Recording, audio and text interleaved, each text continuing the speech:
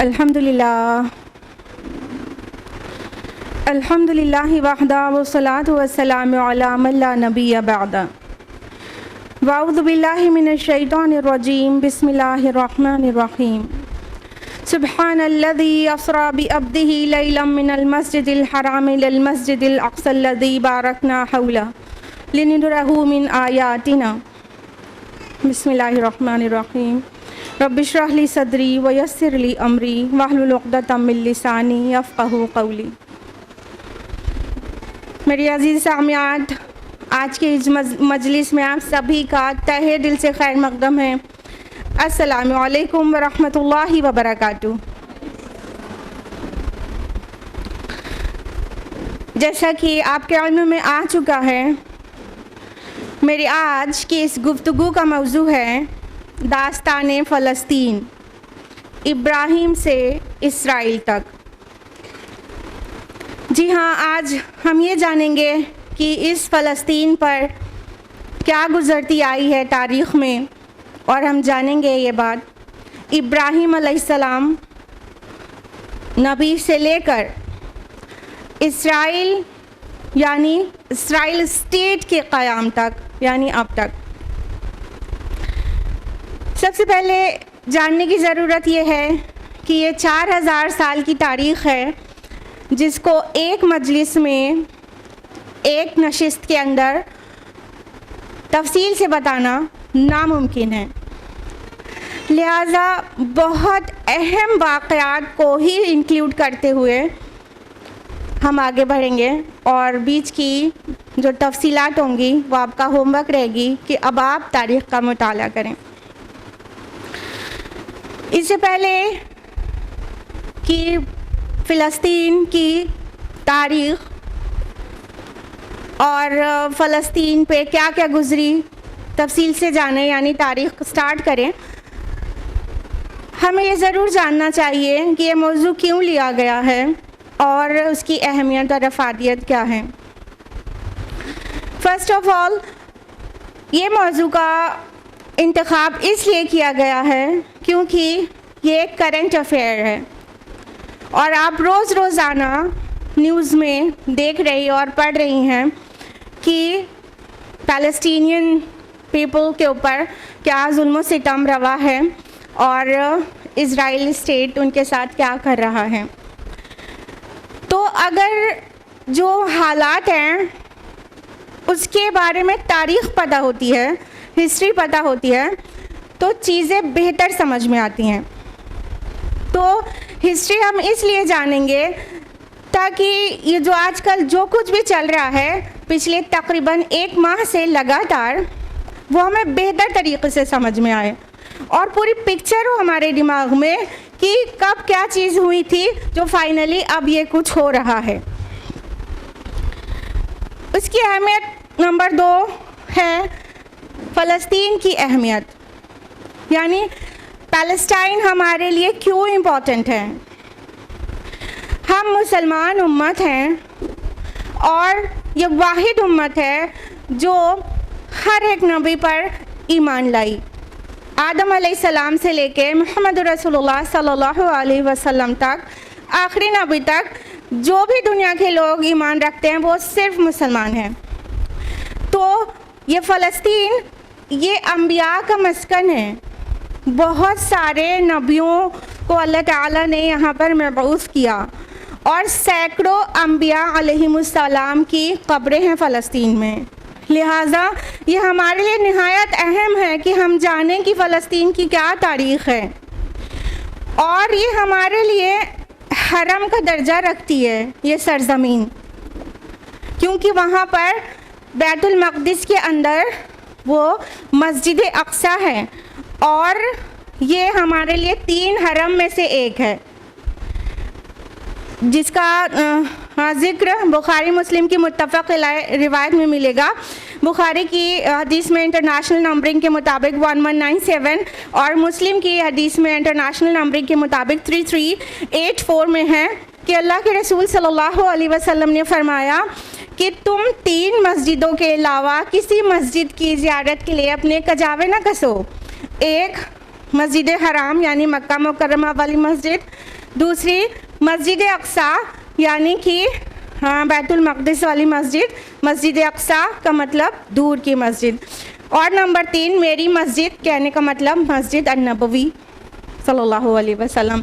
तो ये 3 sacred places हैं हमारी जो हरम का दर्जा रखती हैं, तो 2 तो अरब में और 1 फ़लस्तीन में है, लिहाजा फ़लस्तीन हमारे लिए इम्पॉर्टेंट है और ये हमारा क़िबला भी रह चुका है। इसको यूजुअली क़िबला अव्वल कहा जाता है, लेकिन हम थोड़ा सा इसको रेक्टिफाई करना चाहेंगे। क़िबला अव्वल कहने के बजाय इसको क़िबला औसत कहें तो ज़्यादा बेहतर होगा, क्योंकि क़िबला अव्वल तो एक्चुअली मक्का मुकर्रमा में जो मस्जिद हराम है वही क़िबला अव्वल है, क्योंकि जब अल्लाह सुब्हानहू व तआला ने आदम अलैहिस्सलाम को भेजा तो मक्का में जो मस्जिद है, मस्जिद बैतुल्लाह है, वो क़िबले की हैसियत से, वो मस्जिद की हैसियत से उन्हें बता दी गई थी। तो क़िबला अव्वल तो मक्का वाली मस्जिद ही है, और फिर नबी सल्लल्लाहु अलैहि वसल्लम ने जब माइग्रेशन किया मदीना की तरफ, तो मदीना से 17 महीने तक नबी अकरम सल्लल्लाहु अलैहि वसल्लम ने मस्जिद अक्सा को क़िबला बनाकर नमाज़ें पढ़ी हैं। चूँकि नबी सल्लल्लाहु अलैहि वसल्लम की ख्वाहिश थी कि वापस क़िबला बैतुल्लाह हो जाए, तो अल्लाह ताला ने उनकी ख्वाहिश को पूरा कर दिया, लिहाजा हमारा क़िबला फिर से क़ियामत तक के लिए बैतुल्लाह बना दिया गया। तो जो पहला क़िबला था वो यही बैतुल्लाह था, और इसका ज़िक्र कुरान हकीम में सूरह अल इमरान सूरह नंबर 3 आयत नंबर 96 में भी है कि जो मक्का में जो मस्जिद है वो सबसे पहले इबादत के लिए बनाई गई थी, और साथ ही हदीस में उसकी सराहत भी मिलती है जो कि मुत्तफ़क़ुन अलैह रिवायत है। बुखारी में हदीस नंबर 3366 और मुस्लिम में 1413। इसमें है कि अबू ज़र रज़ी अल्लाहु अन्हु ने पूछा, या रसूलुल्लाह सल्लल्लाहु अलैहि वसल्लम, इंसानों की इबादत के लिए सबसे पहली मस्जिद कौन सी बनाई गई रुए ज़मीन पर? तो नबी अकरम सल्लल्लाहु अलैहि वसल्लम ने फरमाया कि ये मस्जिद हराम यानी मक्का वाली मस्जिद। उसके बाद अबू ज़र रज़ियल्लाहु अन्हु ने पूछा कि या रसूलल्लाह उसके बाद कौन सी?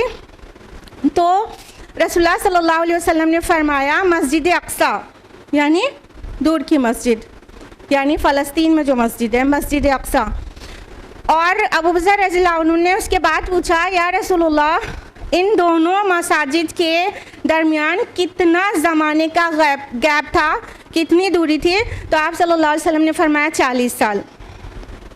तो हमें वाज़े हो गया कि सबसे पहले बैतुल्लाह को तामीर किया गया इस मस्जिद की हैसियत से, और उसके बाद मस्जिद अक्सा को, और सिर्फ 40 साल के बाद मस्जिद अक्सा की तामीर हो चुकी थी। Point to be noted here is that कि आदम अलैहिस्सलाम के किसी बेटे ने मस्जिद अक्सा की तामीर की है पहले अव्वलन, और उसका नाम मस्जिद अक्सा मेंशन किया हमारे नबी सल्लल्लाहु अलैहि वसल्लम ने अरसे दराज के बाद, यानी सिर्फ 40 साल के बाद मक्का की मस्जिद के ये यरूशलेम में जो मस्जिद है मस्जिद अक्सा वो तामीर हो चुकी थी।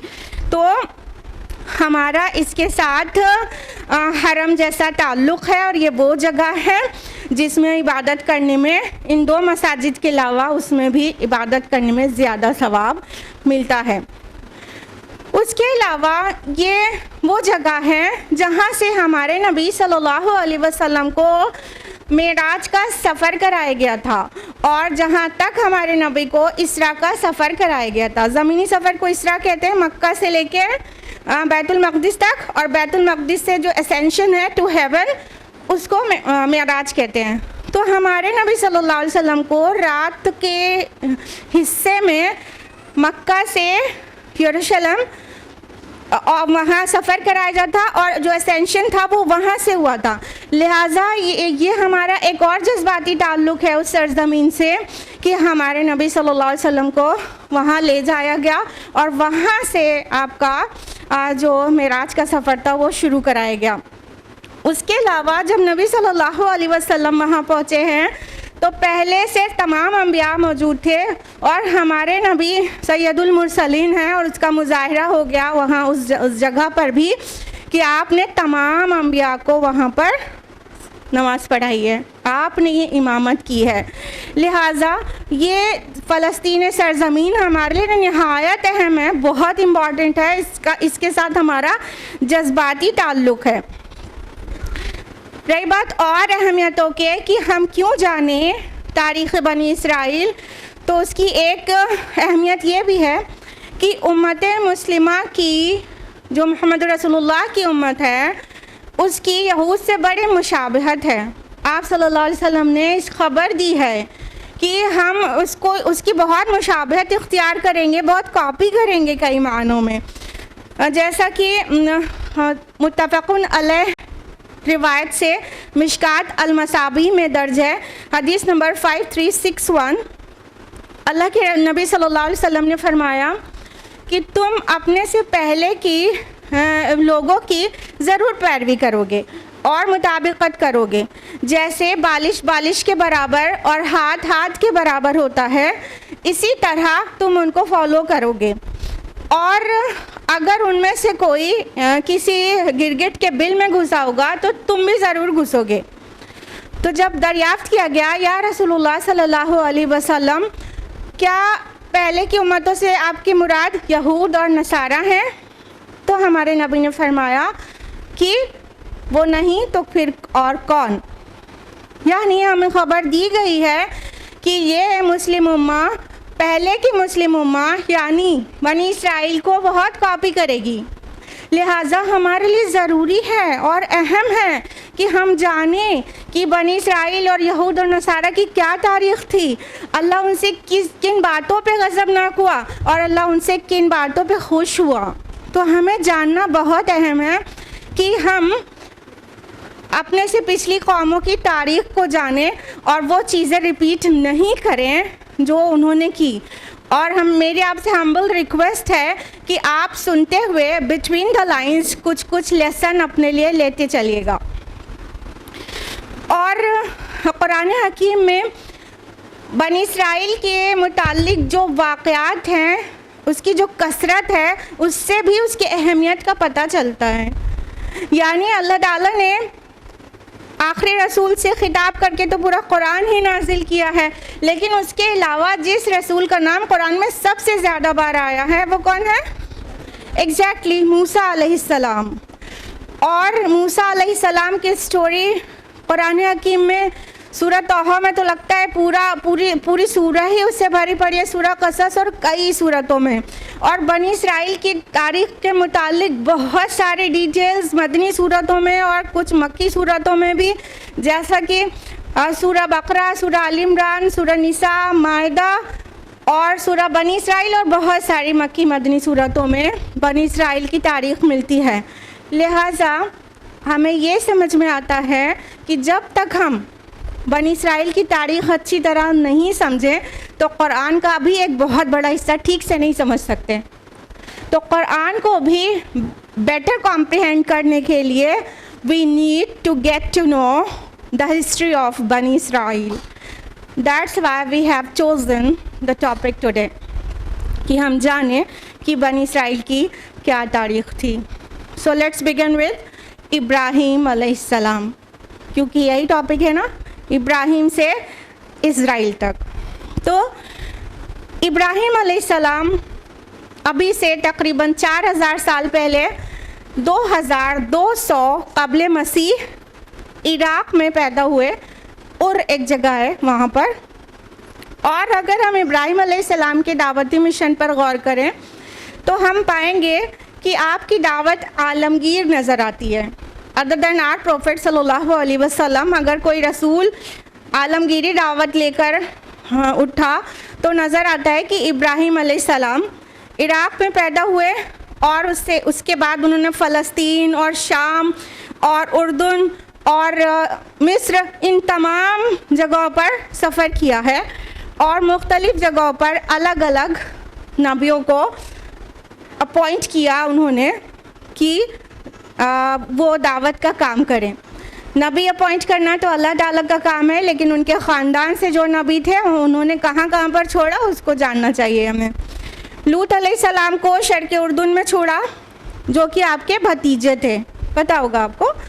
और आप अपने बड़े साहबजादे इस्माइल अलैहिस्सलाम को अंदरून अरब में अपॉइंट किया, इब्राहिम अलैहिस्सलाम ने, और इसहाक अलैहिस्सलाम को शाम और फ़लस्तीन की सरज़मीन में छोड़ा दावत के काम के लिए। तो इब्राहिम अलैहिस्सलाम के बेटे इसहाक अलैहिस्सलाम, जो कि शाम और फ़लस्तीन में अपॉइंटेड थे एज अ प्रॉफिट, उनके साहबजादे हैं याकूब अलैहिस्सलाम। और याकूब अलैहिस्सलाम का लक़ब है, क्या है बताइए? एग्जैक्टली आप सबको पता है, इसराइल। इसराइल का माना भी जानते होंगे, बंदा खुदा या अब्दुल्ला। इसरा कहते हैं बंदे को, ईल इब्रानी ज़ुबान में कहते हैं खुदा को। तो इसराइल एक्चुअली याकूब अलैहिस्सलाम का लक़ब है, और बनी इसराइल का माना हुआ चिल्ड्रन ऑफ याकूब अलैहिस्सलाम। So simple. तो इसराइल नाम, बनी इसराइल नाम इनका यहाँ से टेकन है, इब्राहिम अलैहिस्सलाम के पोते, याकूब अलैहिस्सलाम के चिल्ड्रन। जहाँ तक इनका नाम यहूद या यहूदियत मज़हब की बात है, तो ये तो बहुत बात है कि यहूदियत या यहूद नाम से इन्हें जाना जाने लगा। ये तकरीबन 1000 से 1100 साल बाद की बात है, जब सुलेमान अलैहिस्सलाम के 2 बेटों के दरमियान उनकी मुमलिकत डिवाइड हो गई थी। तो जो हिस्सा गालिब आया उस पर यहूदिया की सल्तनत थी, सल्तनत यहूदिया गालिब आई, और ये नाम आया था, याकूब अलैहिस्सलाम के एक बेटे थे यहूदा, जूदा, उसी से सल्तनत यहूदा नाम पड़ा, क्योंकि वो उस ख़ानदान से आगे बढ़े थे। तो उस सल्तनत के गलबे, सल्तनत यहूदिया के गलबे की वजह से इनको यहूदी कहा जाने लगा, या जूदा से जुडाइज़म। ठीक है, तो ये यहूद और यहूदा 1000 साल 1100 साल के बाद नाम इनका पड़ा है।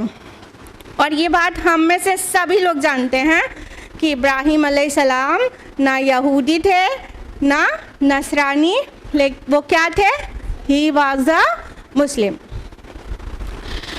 तो इब्राहिम अलैहिस्सलाम तो यहूदी नसरानी नहीं थे, इन्होंने अपने से नाम डाला है। और हम सबको पता होना चाहिए, अल्लाह ताला ने कोई और दीन, कोई और मज़हब नहीं भेजा, हर प्रॉफिट को इस्लाम देकर भेजा है, और सब मुस्लिम थे और इनके फॉलोवर्स सब मुस्लिम थे।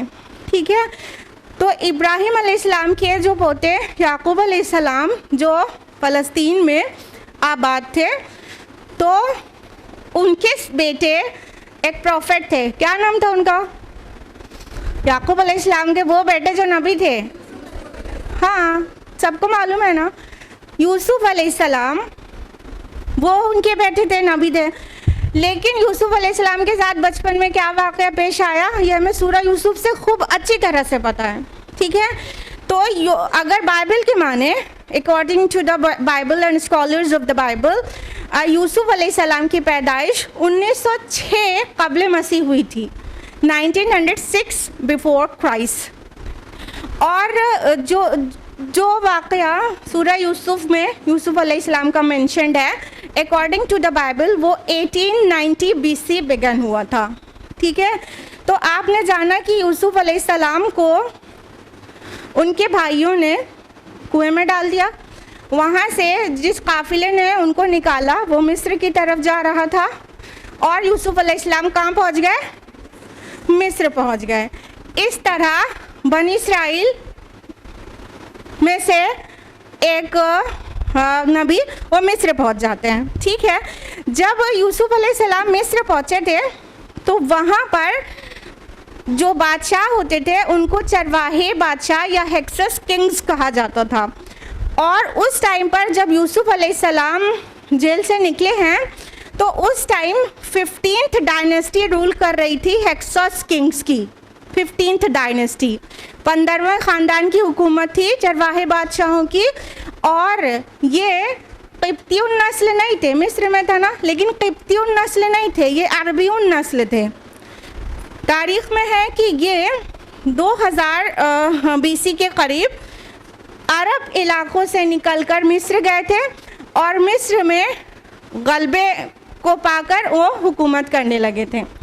लिहाजा जब यूसुफ अलैहिस्सलाम मिस्र पहुँचे हैं, तो वो भी अरबियुन नस्ल थे, लिहाजा उनको उनको वहाँ बड़ी, जब जेल से निकले हैं तो बड़ी इज्जत मिली और बड़ा पोजीशन मिली और वो मिनिस्टर भी बन गए खुद भी।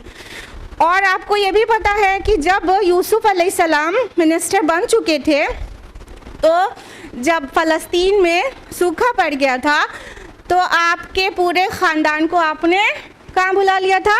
मिस्र बुला लिया था। तो याकूब अलैहिस्सलाम अपने पूरे ख़ानदान को लेकर, जिसमें उनके बेटे, बहू और पोती पोते सारे थे, तकरीबन बाइबल के माने तो 90 लोग थे, और बहुओं को अलग कर दे तब भी 67 उनके ख़ानदान के लोग थे। ये सारे के सारे लोग माइग्रेट करके कहाँ पहुँच जाते हैं? मिस्र पहुँच जाते हैं। तो याकूब अलैहिस्सलाम और यूसुफ अलैहिस्सलाम तो वहाँ बहुत आराम से थे, लेकिन यूसुफ अलैहिस्सलाम के बाद एक बहुत मुतअस्सिब टाइप की नेशनलिस्ट मूवमेंट वहाँ पर स्टार्ट हुई, जिसको ग्रेट नेशनलिस्ट मूवमेंट कहा जाता है। कि वहाँ के जो किप्तियुन नस्ल लोग थे, जो कॉप्टिक पीपल थे, उनको खलने लगा कि ये अरब लोग यहाँ के इस मिस्र में क्यों रूल कर रहे हैं। तो उन्होंने उसके ख़िलाफ़ एक तहरीक शुरू की बहुत बड़ी, और इस तहरीक ने इसमें इतना ज़ोर था कि उन्होंने ये जो हेक्सस किंग्स थे इनका तख्ता पलट दिया, और अल्टीमेटली वो फेनेटिक कॉप्टिक जो डायनेस्टी थी वो रूल करने लगी। और इनके बादशाहों को क्या कहते हैं हम? बताइए। मूसा अलैहिस्सलाम के टाइम पर बिल्कुल सही, फ़िरौन कहते हैं, जमा इसकी फ़राइना। तो इस तरह से फ़राइना की हुकूमत आ गई मिस्र में। तो जब फ़राइना की हुकूमत थी तो बनी इस्राइल पर जुल्म सितम शुरू हो गया। लिहाजा हम देखते हैं ना, मिस्र में यूसुफ अलैहिस्सलाम की तो इतनी इज्जत है, और उसके बाद देखते हैं मूसा अलैहिस्सलाम की स्टोरी में पढ़ते हैं कि बनी इस्राइल कुचले जा रहे हैं ना। तो जब फ़राइना की हुकूमत आ गई थी तो वहाँ पर बनी इस्राइल की मार पिटाई और बिल्कुल जुल्म सितम के पहाड़ तोड़े जाने लगे। मुफ्त के ग़ुलाम से भी बदतर उनके साथ सलूक किया जाने लगा। और जहाँ कहीं भी हम लोग मूसा अलैहिस्सलाम की स्टोरी में पढ़ते हैं कुरान में, तो पता चलता है बनी इस्राइल किस तरह से वहाँ पीसे जा रहे थे।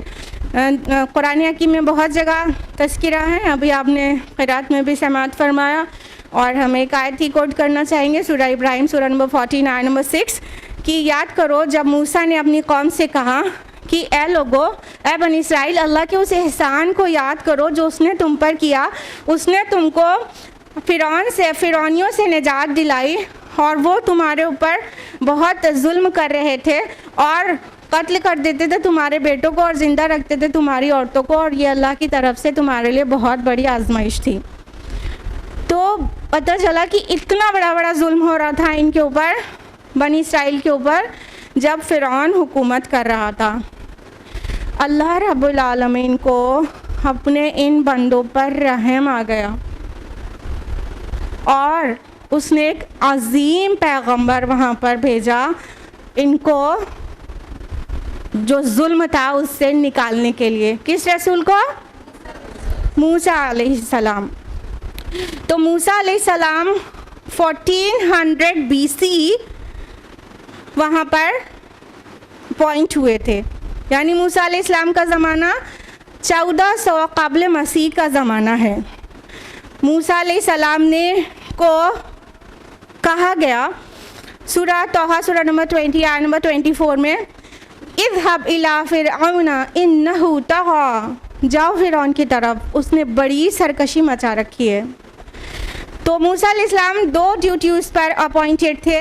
नंबर 1 कि सारे लोगों को, चाहे वो किप्तियुन नस्ल हो, फ़िरौन हो, आले फ़िरौन हो या बनी इस्राइल, उन सब को अल्लाह की तौहीद की दावत दें। और ड्यूटी नंबर 2 आप लोग बताइए। एग्जैक्टली, माशाल्लाह, सब आप लोगों को पता है, बस हम कनेक्शन आपको दे रहे हैं, समझ लीजिए। तो बनी इस्राइल को वहाँ से रिलीज़ कराना ना।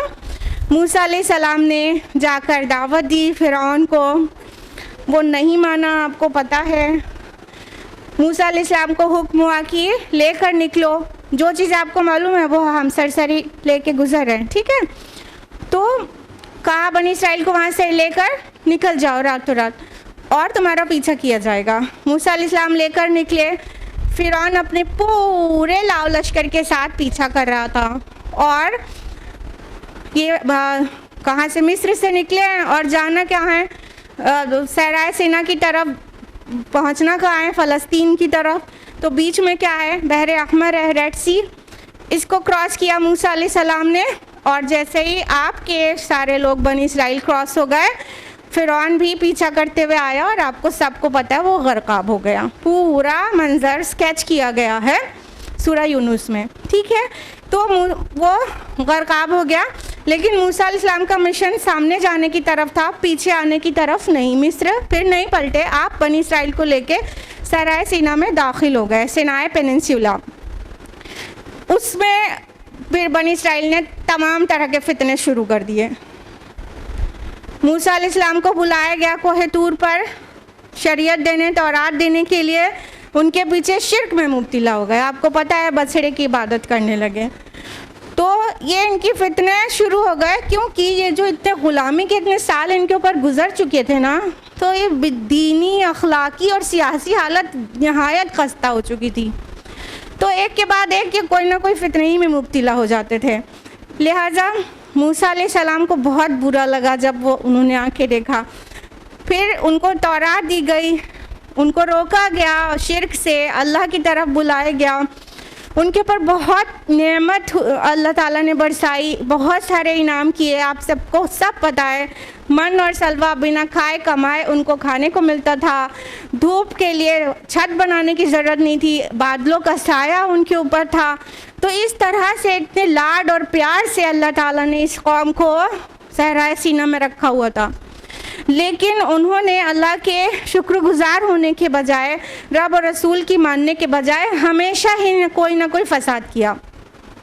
जब अल्लाह ताला की तरफ से मूसा अलैहिस्सलाम को हुक्म मिला कि अपनी कौम को बोलो कि अब लड़ें, जंग करें, अपनी असल सरजमीन फ़लस्तीन में दाखिल हों, तो इन्होंने क्या किया शायद आपको पता है।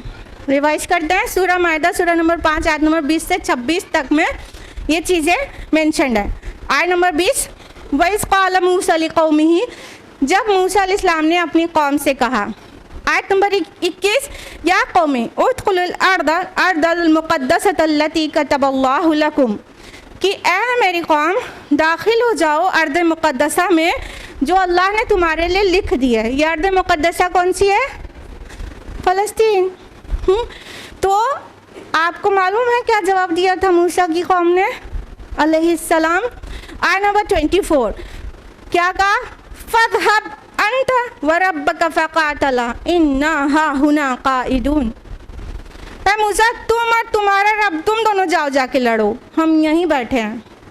अल्लाहु अकबर। किस कदर बेजारी का एहसास हुआ होगा मूसा अलैहिस्सलाम को, और कैसी तकलीफ़ हुई होगी इस दावत पर कि चलो जिहाद करते हैं, अपनी सरजमीन को वापस लेके वहाँ पर सुकूनत इख्तियार करते हैं। इसके जवाब में तुम और तुम्हारा रब जाके लड़ो। सिर्फ 2 लोग ईमान लाए थे इस बात पर, सिर्फ 2 लोग तैयार थे कि हम तैयार हैं जिहाद के लिए। एक यूशा इब्न नून और दूसरा कालिब बिन यफन्ना। ठीक है, ये 2 लोग में जिहाद होता है। तो मूसा अलैहिस्सलाम भी बेजार और अल्लाह ताला भी उनसे नाराज़ हो गए। फरमाया नंबर 26 में, आयत नंबर 26 में, क़ाल फ़इन्नहा मुहर्रमतुन अलैहिम 40 सना। अब ये सरज़मीन तुम्हारे लिए 40 साल के लिए हराम कर दी गई। कहने का मतलब तुम चाहो भी फ़लस्तीन में दाखिल होना तो हो नहीं सकते, अब तुम यहीं सहरा में सरगर्दा रहो। ये 40 साल जो सहरा में थे, उस दरमियान में वो सब लोग जो जवानी में निकले थे मिस्र से, वो सब मर खप गए और मूसा अलैहिस्सलाम का भी इंतकाल हो गया इसी दरमियान में।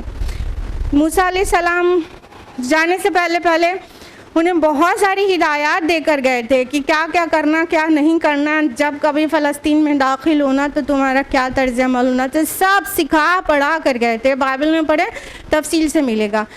लेकिन वो उनमें से अक्सर चीज़ें उन्होंने भुला दी, मान कर नहीं दी। बहरहाल ये 40 साल जब गुजर गए तो यूशा इब्न नून की क़यादत में ये फ़लस्तीन में दाखिल हुए और हाँ वहाँ तक पहुँच गए।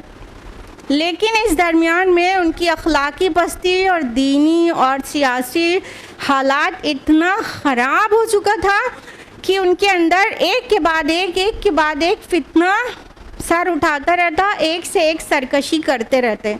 उनके दरमियान अल्लाह ताला ने बहुत सारे अम्बिया भेजे और अम्बिया ने बहुत तहरीकें चलाई, उनके ऊपर बहुत मेहनत की, उनकी तरबियत, उनके तज़किये के लिए, उनकी दावत और इस्लाह के लिए। लेकिन उन्होंने किसी से भी बहुत ज़्यादा फ़ायदा नहीं उठाया और बहुत ही पस्ती में चलते चले गए। और उनके सारे काले कारनामे दर्ज हैं बाइबल के 2 किंग्स। अगर आप पढ़ेंगे तो पता चलेगा कि इन लोगों के क्या क्या कारनामे थे, क्या क्या चीज़ें इन्होंने की थी। मेरे पास इतना वक्त नहीं है कि हम तफसील से बताएं। लिहाजा अल्लाह ताला ने एक के बाद एक बहुत सारे अम्बिया को इनके दरमियान में मबूस किया। कुरान हकीम में सबका नाम से ज़िक्र नहीं है, लेकिन बाइबल में सबके नाम भी आते हैं। तो उसमें होसी नबी, यस्या नबी, मीका नबी, यर्मिया नबी, हस्कील नबी और दाऊद और सुलेमान अलैहिस्सलाम, इनके नाम तो हम लोग कुरान से भी जानते हैं। एक के बाद एक अम्बिया इनके दरमियान आते रहे और इनको अल्लाह की तरफ बुलाते रहे और अल्लाह ने इनके ऊपर कितने एहसान किए और फ़िरौन से छुड़ाया वो सब याद दिलाते रहे। लेकिन इनके अंदर कुछ भी ख़ास अच्छा बदलाव देखने को नहीं मिलता था। वो जो ज़िल्लत और पस्ती का दौर गुजार चुके थे उससे निहायत गिर गए थे। अल्लाह ने इनके ऊपर इतने सारे एहसान किया। सूरह बकरा में फरमाया, सूरह बकरा सूरह नंबर 2 आयत नंबर 40 और 47 में, या बनी इसराइल इज़्कुरू निअमती अल्लती अनअमतु अलैकुम व अन्नी फ़द्दलतुकुम अलल आलमीन। ए बनी इसराइल, मेरे उन नेमतों को याद करो जो मैंने तुम पर की और मैंने तुमको तमाम जहां वालों पर फजीलत दी। तो अल्लाह ताला उनको नेमत याद दिला रहे हैं कि तुमको हमने कितना फजीलत वाला बनाया है, क्या कुछ नहीं दिया, औरों से बढ़ा कर दिया तुमको। लेकिन चूँकि उन्होंने तौरात का हक़ अदा नहीं किया, नबियों के साथ बुरा सलूक किया। चंद आयत के बाद जिक्र है सूरह बकरा सूरह नंबर 2 आयत नंबर 61 में, वदरिबत अलैहिमुज़्ज़िल्लतु वल मस्कनतु व बाउ बिग़ज़बिम मिनल्लाह। उन पर ज़िल्लत और मस्कनत मुसल्लत कर दी गई और वो अल्लाह का गज़ब लेकर लौटे। लिहाजा अल्लाह उनसे नाराज़ हो गया और उन पर नेमतों की जहाँ बारिश थी, जहाँ वो पहले की उम्मत जो थी वो उम्मत मुस्लिमा थी, वो सारे खिताब फिर बाद में उनसे छीन लिया गया और उन पर ज़िल्लत और मस्कनत मुसल्लत कर दी गई। और इसका रीज़न भी बताया गया उसी आयत में बकरा की 61 में कि ये इसलिए कि ये अल्लाह की आयत के साथ कुफ्र करते थे और अम्बिया को नाहक कत्ल करते थे। तो इनकी मतलब हरकत इस दर्जे की थी कि इन जो अम्बिया इनके दरमियान आते थे इस्लाही तहरीक लेकर, वो उनको कत्ल कर डालते थे। तो अल्लाह ताला का गज़ब नहीं भड़केगा तो और क्या होगा। लिहाजा ये मग़ज़ूबुन अलैह हो गए और उसके बाद ये कुछ ना कुछ ऐसे ही सरकशी करते रहे। कई सौ साल के बाद, 350 साल से 400 साल के बाद इन्हें थोड़ा होश आया और इनको लगा कि सिर्फ हम मतलब फितनों में ही हैं पूरे टाइम, अब हम अल्लाह की राह में जिहाद करेंगे और हम अर्ज़ फ़लस्तीन में अपनी जगह पर दाखिल होंगे। तो इन्होंने अपने दौर के नबी से कहा कि हमारे लिए एक बादशाह मुकर्रर कर दीजिए। उनके दौर का जो नबी था बाइबल में उनका नाम है समूएल अलैहिस्सलाम। कुरान ने नाम नहीं लिया है, सिर्फ नबी मेंशन किया है कि उनसे कहा कि हमारे लिए एक बादशाह मुकर्रर कर दीजिए, हम जिहाद करना चाहते हैं उसके अंडर में। तो अल्लाह ताला ने उनके लिए नबी के ज़रिए बादशाह को बता दिया। समविल नाम है बाइबल में, साउल भी कहते हैं। और कुरान ने मेंशन किया है सूरह बकरा सूरह नंबर 2 आयत नंबर 247 में कि और उनके नबी ने कहा कि अल्लाह ने तुम्हारे लिए तालूत को बादशाह मुकर्रर किया है और तुम तालूत को रिकग्नाइज करो। तो उन्होंने क्या जवाब दिया कि वो हम पर बादशाह का हकदार कैसे हो गया, बादशाह के ज़्यादा हकदार तो हम हैं और वो उसको तो कोई मालदार आदमी भी नहीं है वो। तो नबी ने कहा कि अल्लाह ने तुम पर उसको फजीलत दी है और उसको बादशाहत दी है। तो बहरहाल बादिल न खास्ता वो तैयार हो गए कि वो तालूत की सरबराही में जंग करेंगे। उनको ये भी मेंशन किया गया कि उस बादशाह के दौर में तुम्हें ताबूत सकीना भी मिल जाएगा। बकरा की 248 की रोशनी में ये बात कह रहे हैं। और फिर जब तालूत उन पर बादशाह मुकर्रर हो गए तो तालूत ने जंग से पहले उन्हें बताया कि देखो तुम्हें आजमाया जाएगा, तुम उस नहर का पानी नहीं पीना सिवाय 1-2 चुल्लू के। लेकिन वो नहीं माने, उनमें से अक्सरों ने नाफरमानी की और वहाँ जी भर के पानी पी लिया। बहरहाल फिर भी वो जंग के लिए आगे बढ़े। मुकाबला था एक मुश्रिक कौम से जालूत की क़यादत में। तो जालूत एक बहुत हट्टा कट्टा, बहुत बहादुर और पहलवान इंसान था। तो उससे मुकाबला करने की हिम्मत किसी को नहीं आ रही थी। और ये जो तालूत के साथ जो फ़ौज निकली थी उसमें एक बिल्कुल यंगस्टर की तरह दाऊद अलैहिस्सलाम एक फ़ौजी की हैसियत से शामिल थे। एंड इट्स मेंशन इन सूरह बकरा सूरह 2 आयत 251 वक़तल दाऊद जालूत, और दाऊद ने जालूत को कत्ल कर दिया। वाताहुल्लाहुल मुल्क वल हिकमा, और अल्लाह ने उसे मुल्क और हिकमत अता की।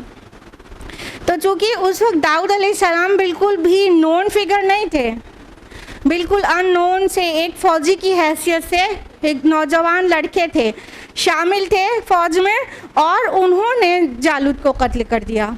जब जालूत को कत्ल कर दिया ज़ाहिर एकदम लाइट में आ जाएंगे, तो सब लोग जानने लगे।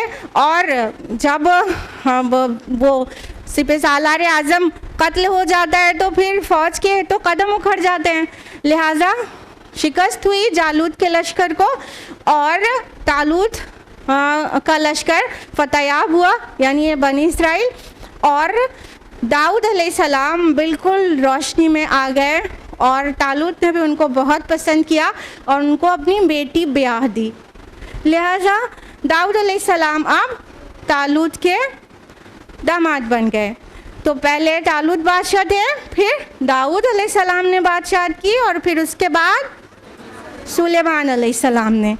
तो ये है बनी इसराइल का दौरे उरूज इन 3 की बादशाहत में, जो कि हुआ 1020 कब्ल मसीह से 926 कब्ल मसीह। इन तीनों की बादशाहत को जो दौर है, जिसको इनके उरूज और तरक्की और खुशहाली का दौर कहा जाता है, वो ये तकरीबन 100 साल का, 1 सदी के तकरीबन का टाइम है।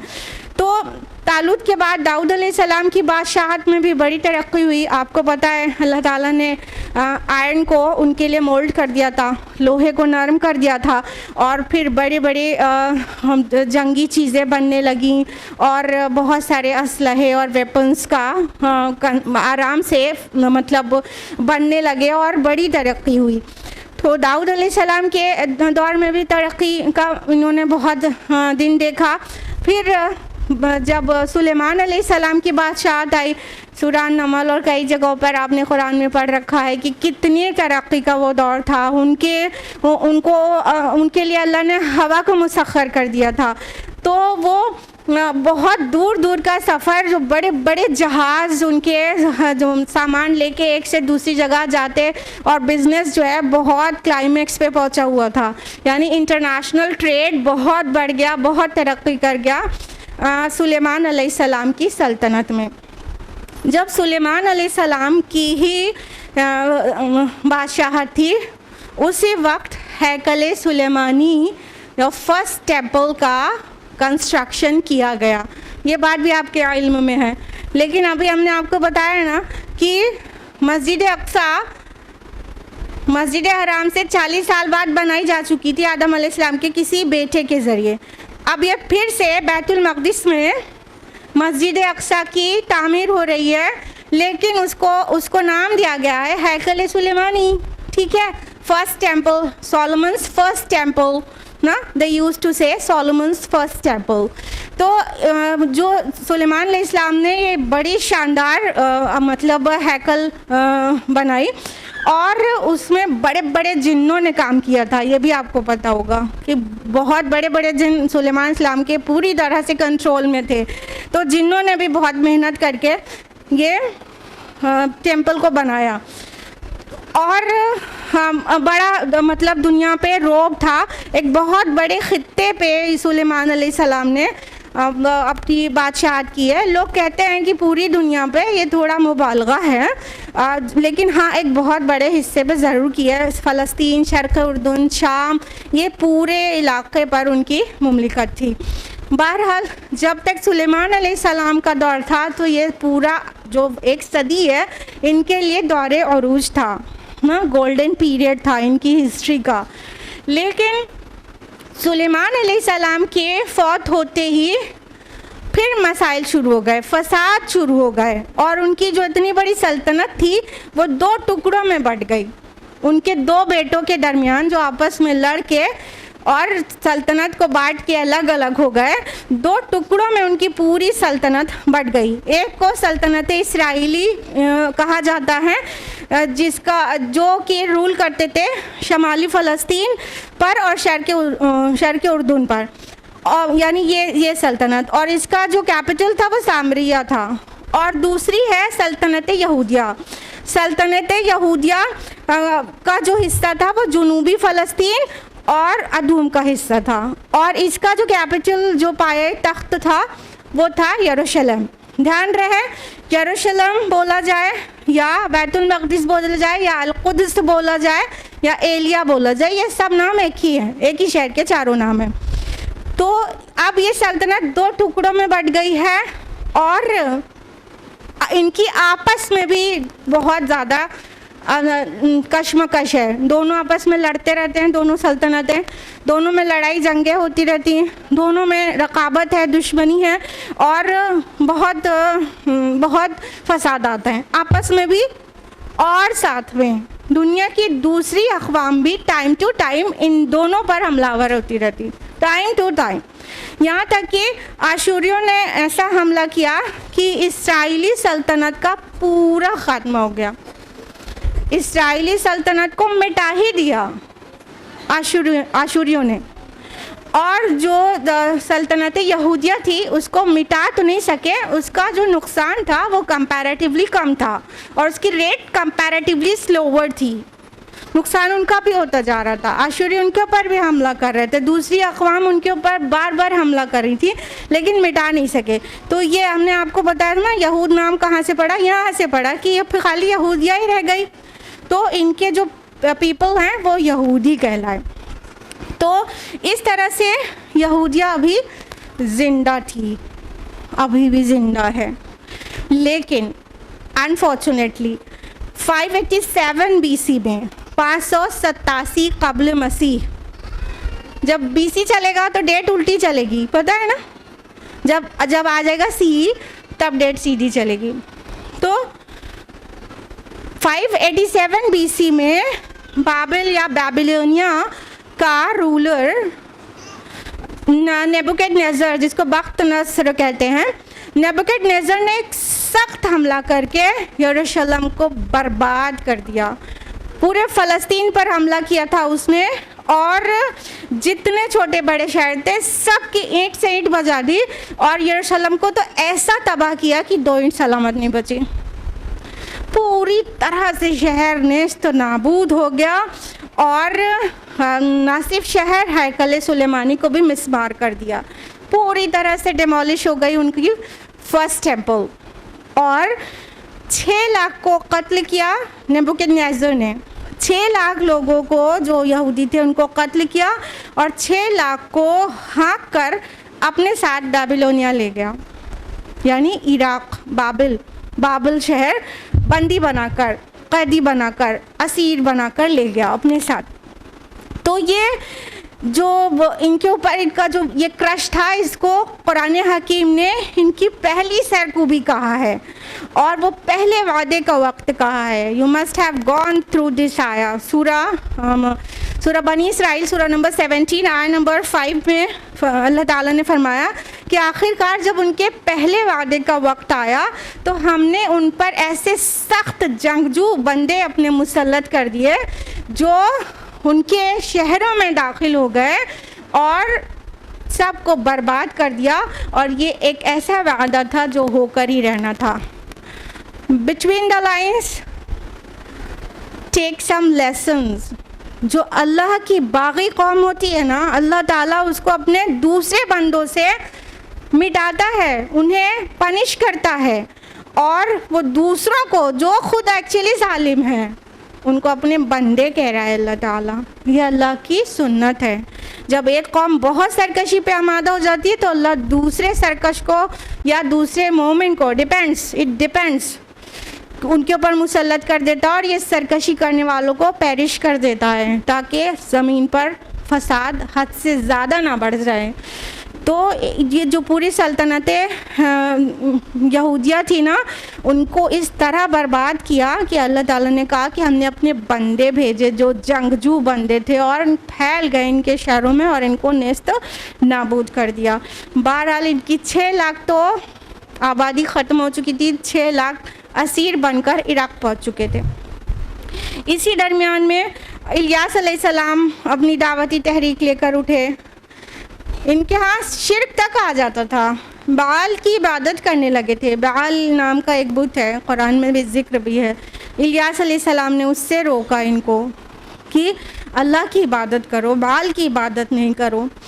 बहरहाल इस तरह इनकी सरकशी का मामला चलता ही रहता था। नबियों की दावत से कुछ ख़ास फ़ायदा नहीं उठाते थे, लेकिन अल्लाह ताला ने फिर इनको एक साय ऑफ रिलीफ दिया, एक मोहलत दी। बाबिल से, असीरी से रिहाई मिली इनको। कैसे हुआ ये? 539 BC में ईरान के रूलर साइरस ने बाबिल पर हमला कर दिया। बेबीलोनिया, जहाँ ये सब असीर थे, बेबीलोनिया पे हमला कर दिया। तो उसको वहाँ उसको फतह कर लिया बेबीलोनिया को। तो बेबीलोनिया, साइरस एक शरीफुन नफ्स बादशाह था। तो चूँकि उसने बेबीलोनिया को फतह कर लिया तो अब वहाँ पर जितने यहूदी असीर थे, कैप्टिव्स थे, उनको कैप्टिविटी से रिहाई मिल गई और साइरस ने उनको अलाउ कर दिया कि वो अपने वतन वापस जा सकते हैं।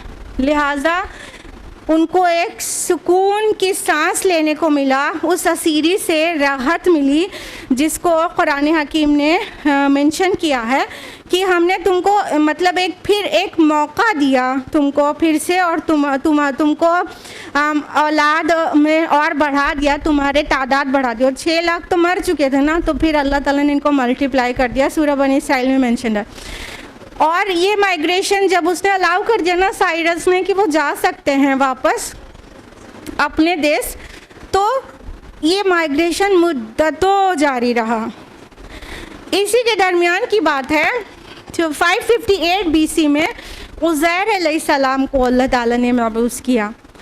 अब जब उनका गुज़र यरूशलेम से हुआ था, जिस वक्त बख्त नस्र उसको तबाह किया हुआ था और सब अपनी छतरियों पर गिरा हुआ खंडहर बना हुआ था, तो उज़ैर अलैहिस्सलाम ने उस करिया को देखकर कहा कि अल्लाह ताला इस बस्ती को कैसे दोबारा ज़िंदा करेगा। ये पढ़ा है आपने? तो अल्लाह ताला ने क्या किया बताइए? बिल्कुल सही, माशाअल्लाह, बारकल्लाह। अल्लाह ताला आप लोग के इल्म में इजाफ़ा करे। अल्लाह ताला ने उज़ैर अलैहिस्सलाम को 100 साल के लिए सुला दिया।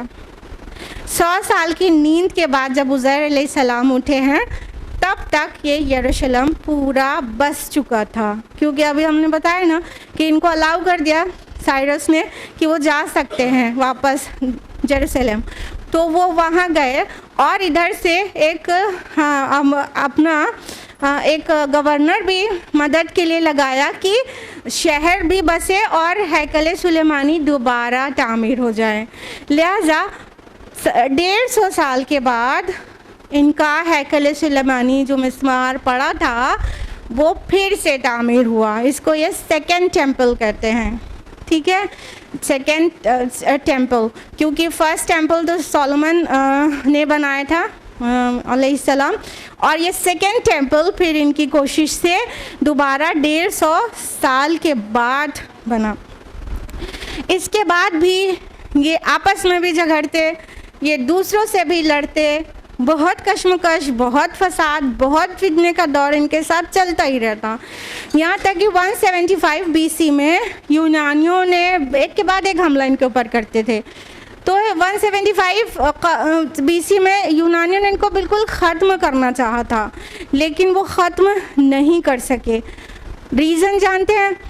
ये जो उज़ैर अलैहिस्सलाम की जो तहरीक थी, जब उन्होंने देखा कि एक तो एक अल्लाह के नबी हैं, दूसरा उन्होंने 100 साल सोकर एकदम सब कुछ अपनी आंखों से देख लिया, दोनों तरह का दौर, तो उनके अंदर एक बहुत मतलब क़ुव्वत वाला जज्बा जो है उनके अंदर था कि बस अपनी कौम के लिए वो कुछ भी करें। तो बहुत तरबियत, बहुत तज़किया उन्होंने किया था, लिहाजा उससे उनको काफ़ी फ़ायदा हुआ था। यानी उज़ैर अलैहिस्सलाम की जो दावती तहरीक थी उससे इनकी ईमानी हरारत थोड़ी बढ़ गई थी। लिहाजा जब 175 BC में यूनानियों ने इनको कुचलना चाहा तो उनके अंदर जो क़ुव्वत ईमानी जो फिर से पैदा हुई थी उसने उनको ख़त्म नहीं होने दिया, और उसके रिस्पांस में इन्होंने अपनी एक बहुत बड़ी तहरीक शुरू की जिसको तारीख़ में मक्काबी तहरीक नाम से जानते हैं।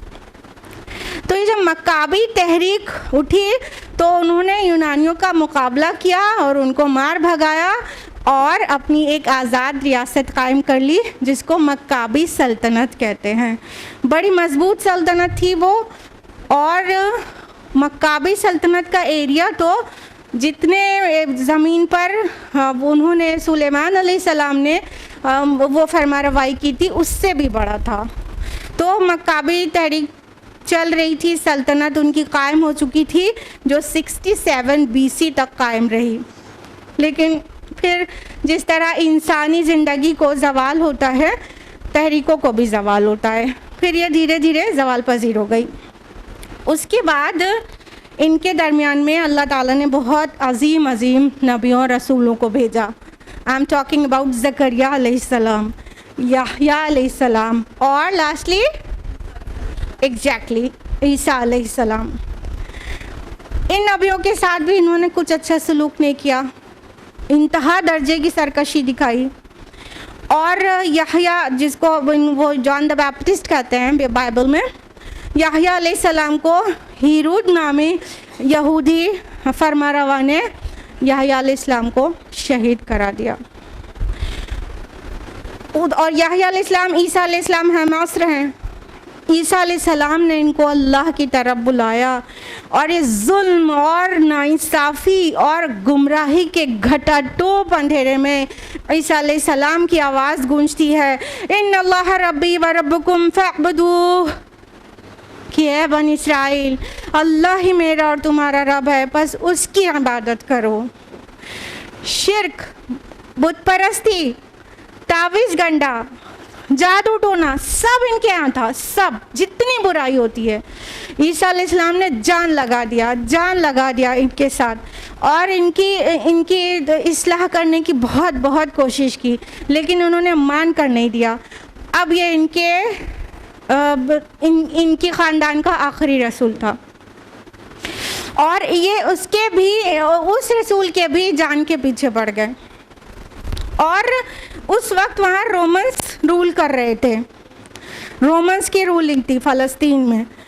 एक्चुअली मेन जो कंट्रोल था वो रोमन्स के ही हाथ में था, और इन यहूदियों के को छोटे छोटे पावर्स उन्होंने दे रखे थे, तो इनके हाथ से रूल कराते थे, कंट्रोल उनका था। इन खुदगर्ज़, बेशरम और नहायत अल्लाह की बागी कौम ने क्या किया, रोमन्स के साथ मिलकर मसीह अलैहिस्सलाम के कत्ल की प्लानिंग की और अपने तय तो उन्होंने सूली चढ़ा भी दिया। वो तो यही समझते हैं कि हमने माज़अल्लाह वलदुज़्ज़िना कहते हैं मसीह अलैहिस्सलाम को, उनको सूली दे दिया, तो वो तो यही समझ रहे थे। ये कुरान हकीम का एहसान अज़ीम है हम पर कि हम कुरान की वजह से जानते हैं कि रियलिटी ये नहीं है। उन्होंने कोशिश की थी, लेकिन अल्लाह रब्बुल आलमीन ने ईसा अलैहिस्सलाम को 33 ईस्वी में अपने पास बुला लिया ज़िंदा। उनका रफ़ाए समावी हो गया और इन्हें छोड़ के ईसा अलैहिस्सलाम चले गए। वमा क़तलूहु वमा सलबूहु वलकिन शुब्बिह लहुम। ना उन्होंने उनको कत्ल किया ना सूली दिया, बल्कि वही तशबीह बन गई, वही सूरत बन गई उनके सामने। तो जिसने गद्दारी की थी ना, उसी डिसाइपल का चेहरा बन गया मसीह अलैहिस्सलाम का, और ये समझते रहे कि उन्होंने मसीह को सूली दे दी। इतने टाइम से मतलब इंतज़ार कर रहे थे, मसाया आएगा मसाया आएगा, आज तक इंतज़ार कर रहे हैं बेशरम, मसाया आएगा। और जब मसाया आया था मसीह उनके दरमियान, तो क्या किया उन्होंने, तो 33 ईस्वी में ईसा अलैहिस्सलाम का रफ़ाए समावी हो गया। ईसा मसीह अलैहिस्सलाम के रफ़ाए समावी के 37 साल के बाद 70 ईस्वी में 70 CE में अल्लाह ताला ने इनके ऊपर अपने अज़ाब का दूसरा कोड़ा बरसाया। उन्होंने अल्लाह के कितने नबियों को कत्ल किया और मसीह अलैहिस्सलाम के को ख़त्म करने की प्लानिंग की, लेकिन चूँकि ईसा अलैहिस्सलाम अल्लाह ताला के रसूल हैं, नबियों को तो कत्ल किया जा सका लेकिन रसूलों को नहीं। तो रसूल थे, अल्लाह ताला ने उन्हें उठा लिया, लेकिन अल्लाह के अज़ाब का कोड़ा बरसा इनके ऊपर। 70 ईस्वी में एक रोमी जनरल टाइटस ने सख्त फ़ौजी कार्रवाई के ज़रिए यरूशलेम पर हमला कर दिया और इनके पूरे शहर को बर्बाद कर दिया और हैकल सुलेमानी को फिर से मिस्मार कर दिया। 70 ईस्वी की तारीख़ और आज तक इनका जो सेकंड टेम्पल है वो मिस्मार पड़ा है और आज तक दोबारा तामीर नहीं हो सका, सिवाय वेलिंग वॉल के, वेस्टर्न वॉल जिसको दीवार गिरिया कहते हैं, बस उसके अलावा कुछ भी नहीं बचा है।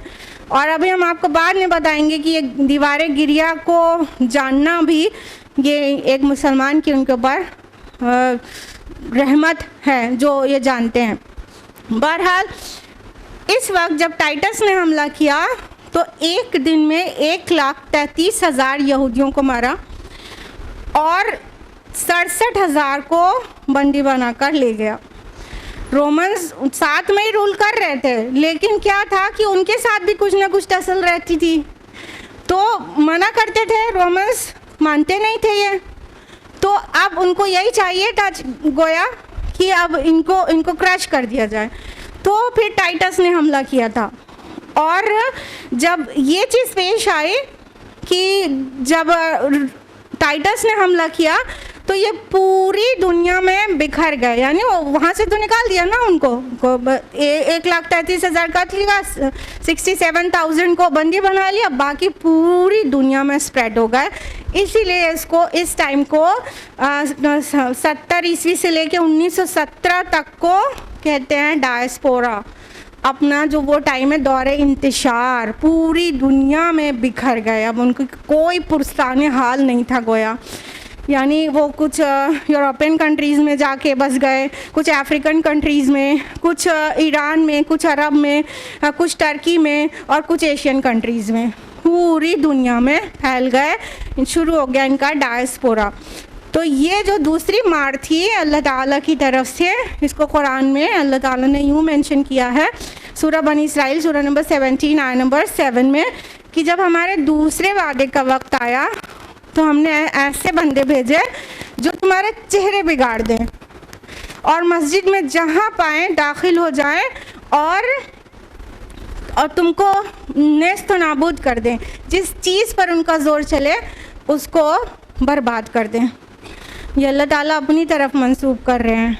उनके ऊपर अजाब आया था बंदों की तरफ से, लेकिन अल्लाह ताला इसको अपनी तरफ मंसूब कर रहे हैं कि जब कोई कौम सरकशी करती है तो उसका ये अंजाम होता है। तो ये था उनका जो दूसरा क्रश था सबसे बड़ा, वो ये था टाइटस के हाथों। फिर ये शहर यरूशलेम फिर से बर्बाद हो चुका था, तो इसको बाद में बसाया है एक कैसर हिड्रियान नाम के बादशाह ने, कैसर ने, रोमन एम्परर ने। लेकिन अब इसका नाम यरूशलेम नहीं रह गया, अब इसका नाम एलिया रख दिया हिड्रियान ने। तो अब वो एलिया नाम से जाने लगा। नबी सल्लल्लाहु अलैहि वसल्लम जब मबऊस हुए हैं तो इस शहर का नाम एलिया ही था।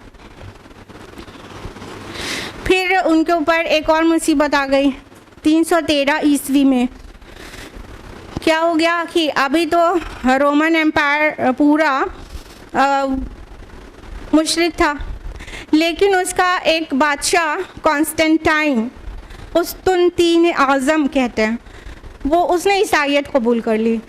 तो आपको पता है पहले जो बादशाह का दिन होता था वही रियाया का भी होता था, तो पूरा रोमन एम्पायर ईसाई हो गया।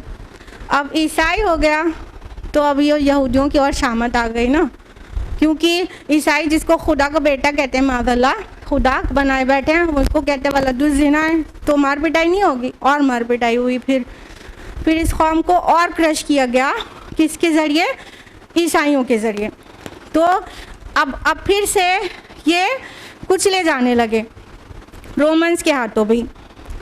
फिर टाइटस के हमले के ठीक 500 साल के बाद 571 ईस्वी में रसूलुल्लाह सल्लल्लाहु अलैहि वसल्लम की विलादत बासआदत होती है और 610 ईस्वी में आप पर वही का आगाज़ हो जाता है। और आप सल्लल्लाहु अलैहि वसल्लम अभी मक्का में ही थे, मदीना तशरीफ़ नहीं भी ले गए थे। उससे पहले से जो यहूदी मदीना में आबाद थे, अभी बताना डायस्पोरा के बाद पूरी दुनिया में बिखर गए थे, अरब में भी आके थे मदीना शहर के अराउंड। तो अतराफ़ मदीना में 3 बड़े ख़ास कबीले थे ना यहूद के। ये जो मदीना के यहूदी थे, इन्होंने रेशा दवानियाँ शुरू कर दी थी। अभी नबी सल्लल्लाहु अलैहि वसल्लम मक्का से मदीना माइग्रेट करके गए भी नहीं थे। मक्का के मुश्रिकों को प्रोवोक करते थे, बहुत सारे सवाल भेजते थे, ये पूछो नबी है तो ये बताए, बहुत सारे सवाल पूछवाते थे, फिर ख़ुद पूछते थे, और एक ना एक इनकी मतलब तासुब से रेशा दवानियाँ चल रही थी। जबकि इतने महरूम लोग हैं, अल्लाह की कसम, इतने महरूम लोग हैं कि जिस नबी का ये इंतज़ार कर रहे थे वो आ गया तो उन्होंने ये हरकत किया। ये मदीना में क्यों आबाद थे आपको एज अ मुस्लिमा पता होना बहुत ज़रूरी है। ये मदीना में आके इसलिए आबाद हुए थे क्योंकि इनको अपनी किताबों के हवाले से पता था कि एक नबी आखिरुज़्ज़मा आने वाला है, उसका ज़माना बिल्कुल नज़दीक है, वो खजूर की सरज़मीन में आएगा। ये मदीना ढूंढते हुए मदीना आके बसे थे कि यहाँ पे वो नबी मबऊस होगा, जब वो आएगा तो हम सबसे पहले ईमान लाएंगे उसके ऊपर।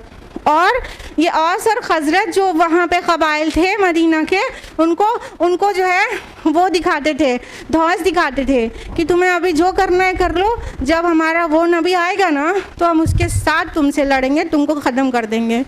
औस और खजरत सोचते थे ये पढ़े हुए लोग ये सही कह रहे हैं, और जब वो नबी आया तो औस और खजरत वो ईमान ले जाने में सबकत ले गए और अंसार कहलाए। और इन्होंने उस नबी के साथ ये किया। क्यों किया? असबियत। क्यों किया? इनके अंदर किबर था।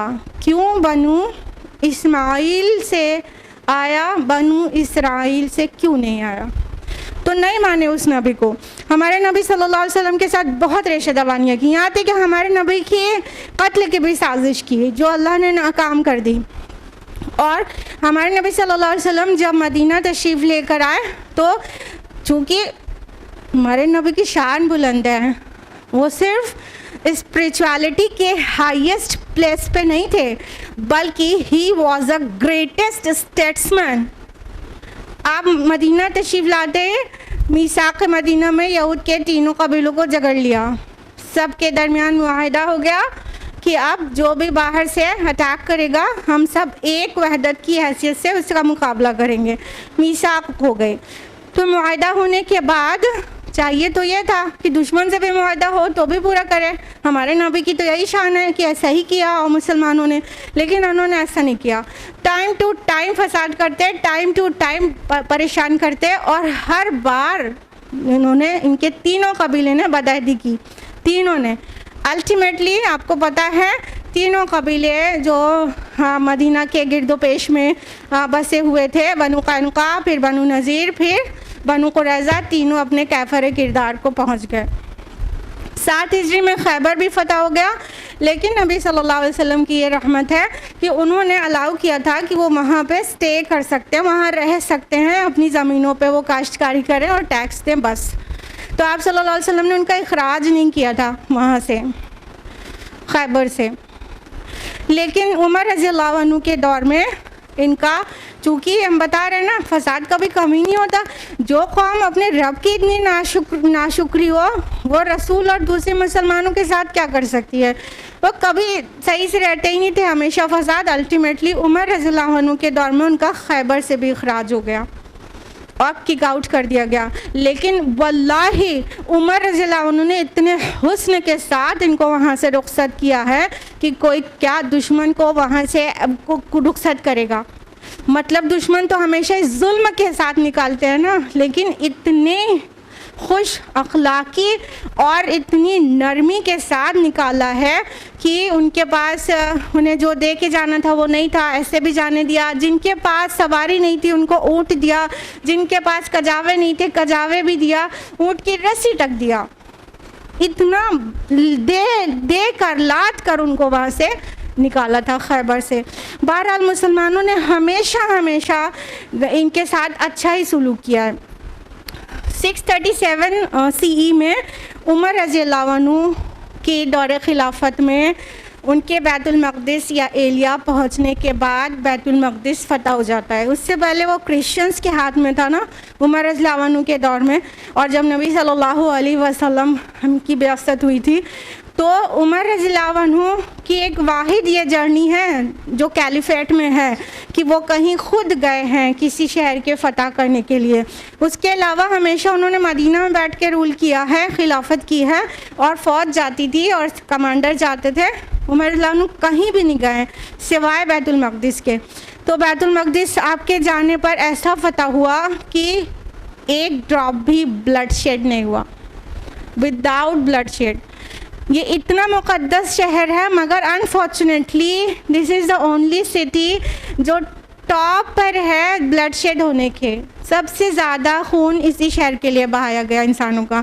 लेकिन उमर रज़ियल्लाहु अन्हु के दौर में बिल्कुल ऑपोजिट हुआ। उमर रज़ियल्लाहु अन्हु ने बग़ैर खून खराबे के, ईसाइयों ने वो देखा, वो बादशाह, दरवेश बादशाह आया हुआ है, और एक बार में तैयार हो गए मुआहदे के साथ, वो शहर फ़तह हो गया। और ये उमर रज़ियल्लाहु अन्हु की नरमी है, शराफत है, दरिया दिली है, हमदर्दी है, रहमत है, क्या क्या अल्फाज इस्तेमाल करें, कि ईसाई चाहते ही नहीं थे इस शहर में यहूदी दाखिल हों, मगर उमर रज़ियल्लाहु अन्हु ने दाखिल होने से मना करने में उनको तकलीफ़ हुई। उन्होंने कहा कि ठीक है, आएँ ज़ियारत करके चले जाएं। लेकिन मुआहदे में फिर रिटर्न दिया गया था ईसाइयों की तरफ से कि आप यहाँ बसने नहीं देंगे।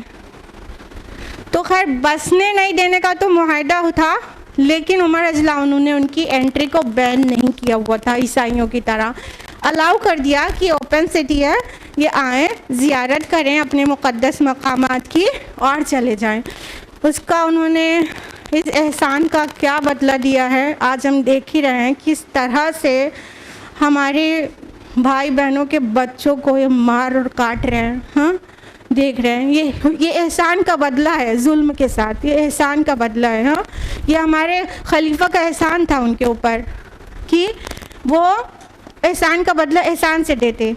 तो अगर वो एहसान नहीं करते तो आज उनको वहाँ कहीं दाखिला भी नहीं मिला होता आज तक भी। लेकिन उनकी नरमी का ये सिला दिया उन्होंने। उस्मान रज़ियल्लाहु अन्हु की दौरे खिलाफत में इन्होंने, अब्दुल्ला बिन सबा नाम का यहूदी था, आपको पता ही है कि बनु उमैया और बनु हाशिम, उसको आपस में टकरा दिया और ऐसा ज़ख्म लगाया जिससे आज तक खून रिस रहा है। उम्मत 2 टुकड़ों में बट गई, शिया और सुन्नी के। ये इनका लगाया हुआ ज़ख्म है। और फॉर योर काइंड इंफॉर्मेशन, ईसाइयत में कैथलिक्स और प्रोटेस्टेंट्स का भी इंजेक्शन इन्होंने ही दिया था। ये किसी कौम के नहीं है जिसके अपने हों। तो और मुसलमानों ने तो हमेशा इनके साथ अच्छा सलूक किया है, इनको अच्छा ही करना चाहिए था। ये इनके इसराइल का फर्स्ट पीएम जो डेविड बेन गोरियन है, इसने एकदम खुले दिल से इस बात को अपने अल्फाज में तस्लीम किया है कि हमारा गोल्डन एरा वो था जब हम मुस्लिम स्पेन में मुसलमानों की रियाया थे। सुभान अल्लाह। इनको सारी दुनिया ने धुतकारा है, फुटबॉल की तरह किक मारा है सबने। जहाँ कहीं रहे हैं वहाँ इन्होंने फितना अंगेज़ी किया है और वहाँ के लोगों ने इन्होंने भगाया है, बहुत बहुत बेदर्दी से मार मार के भगाया। तो हर कौम ने इनके ऊपर जुल्म किया और वाहिद कौम जो है जिसने इनके साथ उसने सलूक किया है वो मुसलमान है। और ये साफ मानते हैं, 800 साल तक मुसलमानों ने हुकूमत किया ना स्पेन में। ये बताइए, इनका first prime minister David Ben Gurion अपनी ज़ुबान से कह रहा है कि हमारा गोल्डन एरा वो था जब हम मुस्लिम स्पेन में थे। यानी वो वहाँ पर हुकूमत मुसलमानों की और इनको इतनी इज्जत और इंसाफ के साथ रखा गया था कि अपना गोल्डन एरा कहते हैं उसको। उसके बावजूद आज उसी मिल्लत के साथ ये क्या कर रहे हैं। बहरहाल उमर रज़ियल्लाहु अन्हु के दौर में जब बैतुल मक़दिस फ़तह हुआ तो उमर रज़ियल्लाहु अन्हु ने मस्जिद अक़सा की तामीर कराई। फिर रिकॉल करिए, मस्जिद अक़सा कब से बनी हुई है? आदम अलैहिस्सलाम के बेटे के हाथ से बनी हुई है कहीं मस्जिद हराम के 40 साल के बाद। बहरहाल उमर रज़ियल्लाहु अन्हु ने मस्जिद अक़सा तामीर कराई और उस मकाम को तलाशा जहाँ से नबी सल्लल्लाहु अलैहि वसल्लम का एसेंशन टू हेवन हुआ था, यानी मेराज का सफ़र। क्योंकि हमारे नबी सल्लल्लाहु अलैहि वसल्लम ने सहाबा को अपने बहुत डिटेल में बताया था उस जगह की पहचान, जहाँ जैसे जैसे गए और जहाँ से आसमानी सफ़र शुरू हुआ, बहुत डिटेल में बताया था। उमर रज़ियल्लाहु ने बहुत मेहनत करके, बहुत कोशिश करके उसको बहुत ढूंढा, फिर फाइनली वो जगह मिल गई जिस चट्टान से एसेंशन हुआ था। तो वो सखरा ढूंढने पे कामयाब हो गए उसे, और उसमें बाद में वो डोम बना दिया गया तो उसे कुब्बतुस सखरा कहते हैं, डोम ऑफ द रॉक, जो कि 690 सी में अब्दुल मलिक बिन मरवान के हाथों बनाया गया था, जो कि एक उमय्यद कैलिफ है। कैलिफ क्या कहें, बादशाहत थी, बस मुमलिकत थी वो। तो एक उमवी एक रूलर है अब्दुल मलिक बिन मरवान। उन्होंने उस जगह पर जहाँ से नबी सल्लल्लाहु अलैहि वसल्लम का जो आसमानी सफ़र शुरू हुआ था, उस रॉक के ऊपर एक डोम बनवा दिया है, जिसको मेजॉरिटी समझती है मस्जिद अक़सा है। नहीं, वो जो गोल्डन डोम दिखता है ना, एकदम सुनहरा गुंबद, वो डोम ऑफ द रॉक है और वो 690 सी में 690 ईस्वी में बनाया गया है। मस्जिद अक़सा उसके बगल में है।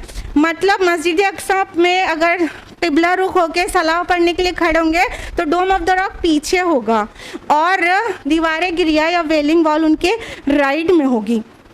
तो ये किसने किया था?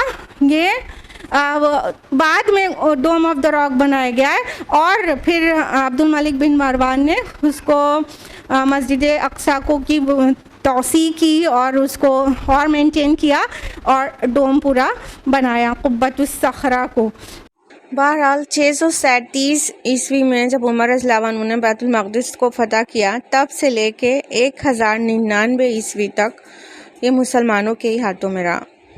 फिर उसके बाद सलीबी जंगें शुरू हो गई और क्रूसेडर्स ने हमला किया बैतुल मक़दिस पर और मुसलमानों का इतना खून बहाया है कि खून की नदियाँ बह गईं। मस्जिद के सहन में खून तालाब की तरह से भरा हुआ था और उसमें मुसलमानों की लाशें नहीं बल्कि लाशों के टुकड़े तैरते फिरते थे। और ये क्रिश्चियन हिस्टोरियंस खुद लिखते हैं कि गलियों में खून की ऐसी नदियां बह रही थी कि घोड़े के घुटनों तक खून था। इतनी इतनी जुल्म ज़्यादती के साथ बैतुल मक़दिस पर उन्होंने कब्ज़ा किया क्रूसेडर्स ने। अल्टीमेटली 88 साल के बाद एक कुर्द ने, बात कर रहे हैं सलाहुद्दीन अय्यूबी की, 1187 ईस्वी में इसको फिर से फ़तह किया। तो अल्हम्दुलिल्लाह 88 साल के बाद बैतुल मक़दिस फिर फ़तह हुआ 1187 ईस्वी में, और ईसाइयों ने जो मस्जिद अक़सा में जो चेंजेस कर रखे थे वो सबको दुरुस्त किया गया।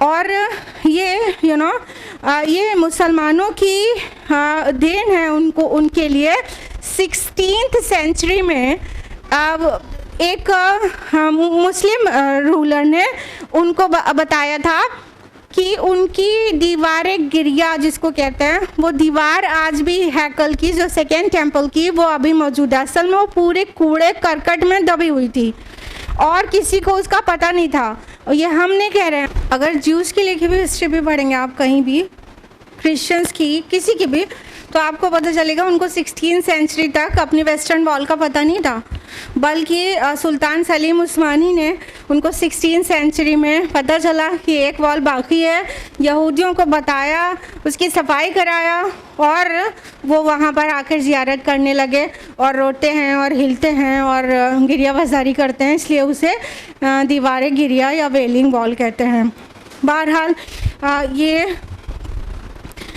ये मुसलमानों का उनके साथ हुस्न सलूक था कि हमेशा ही उन्हें सपोर्ट किया, उनके साथ इंसाफ किया और उनके मुक़द्दस मकामात को देखना और आना अलाउ किया। ये सब हमेशा मुसलमान उनके साथ अच्छा ही करते रहे, लेकिन ये कौम मुसलमानों के लिए एहसान फरामोश है।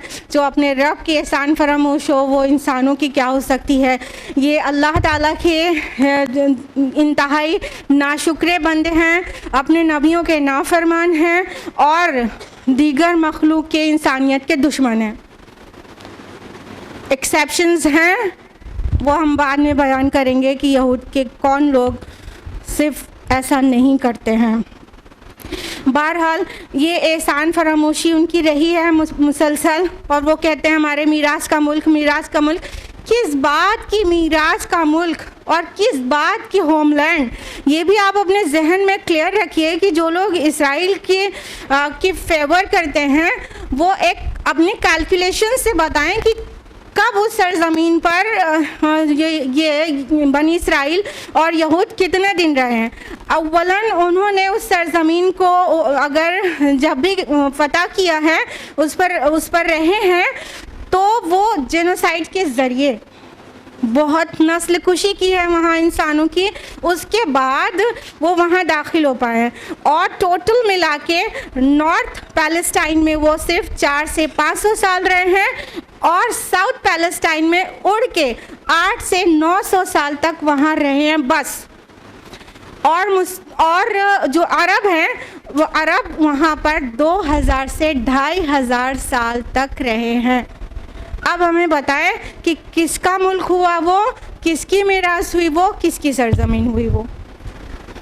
तो आइए जानें कि इसराइल के क़याम का क्या पस मंज़र है, किस प्लानिंग के तहत ये काम किया गया कि इसराइल स्टेट कायम हो गया।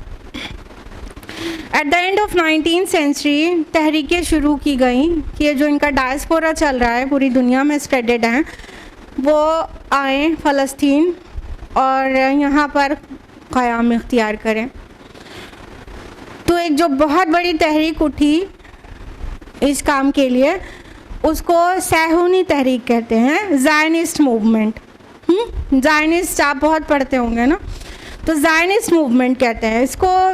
जो बिगिन किया था, जो इस तहरीक को लेकर उठा था, वो शख्स है थियोडर हर्ज़ल, जो 1897 में ये तहरीक बिगिन हुई थी, जिसके तहत इनको फ़लस्तीन पे कब्ज़ा करना था और हैकल की तामीर करना था। बहुत से हिडन एजेंडा भी हैं, वो आपका होमवर्क है, आप पढ़िएगा।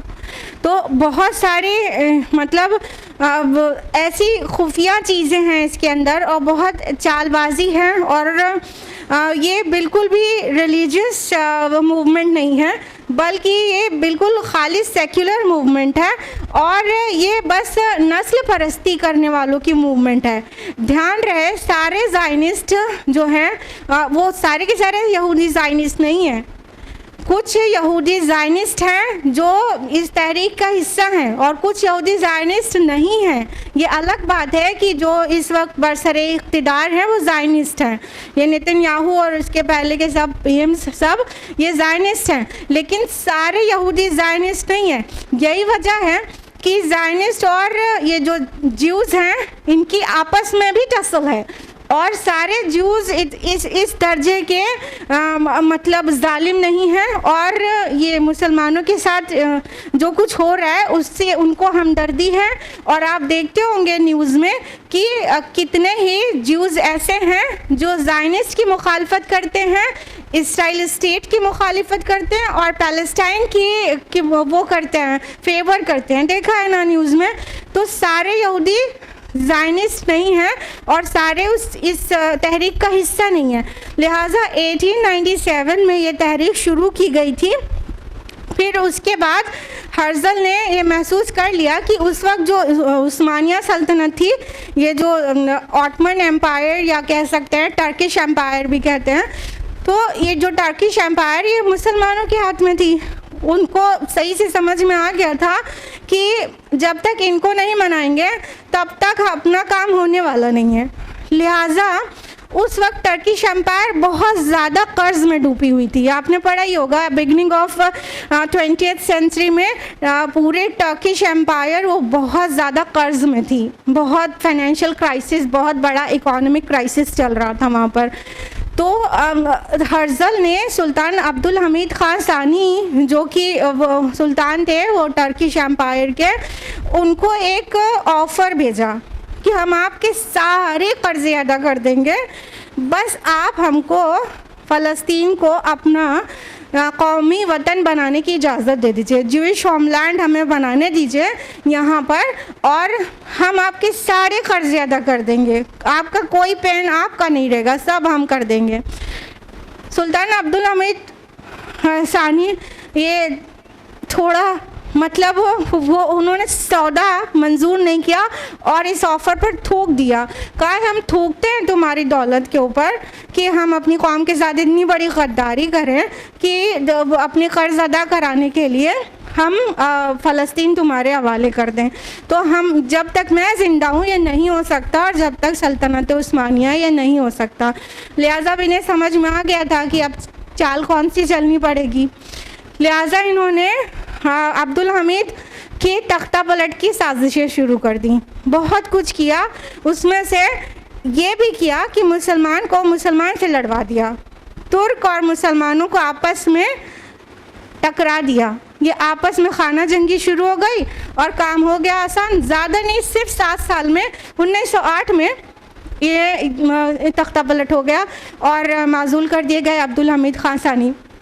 लिहाजा ये थोड़ा स्ट्रॉन्ग हो गए और यहूदी दुनिया भर में जो स्प्रेडेड थे वो धीरे धीरे आके ये फ़लस्तीन में ज़मीनें ख़रीदने लगे। बिगनिंग कहाँ से हुई थी? ज़मीनें ख़रीदने से। ज़मीनें ख़रीदने लगे और यहाँ रहना शुरू कर दिया। तो वहाँ पर खाना जंगी तो मची हुई थी मुसलमानों की आपस में, उनकी ताकत और चूर हो गई।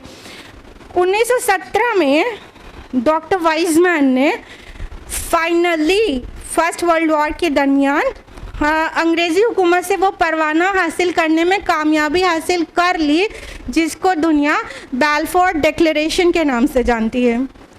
बैलफोर डिक्लेरेशन ये है कि ब्रिटिश एम्पायर कह रही है कि आप फ़लस्तीन को अपना कौमी वतन बनाइए, हम आपकी मदद करेंगे, हम आपका सपोर्ट करेंगे। तो ब्रिटिशर्स के हेल्प के साथ इनको अपना होमलैंड बनाने की इजाज़त मिल गई।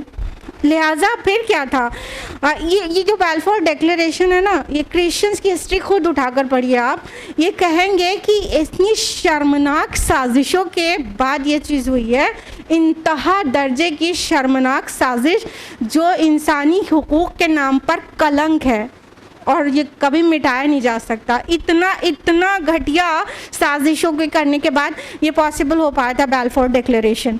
बहरहाल इन्होंने ले तो लिया था, ब्रिटिश एम्पायर मतलब ब्रिटिशर्स उस वक्त इतना स्ट्रांग थे और उनका सपोर्ट इन्हें पूरा मिल गया कि अब ये होमलैंड बना सकते हैं, यहाँ पे आके बस सकते हैं। किस बात की Jewish homeland? They were less than 5% in population at that time, 1917 की बात कर रहे हैं।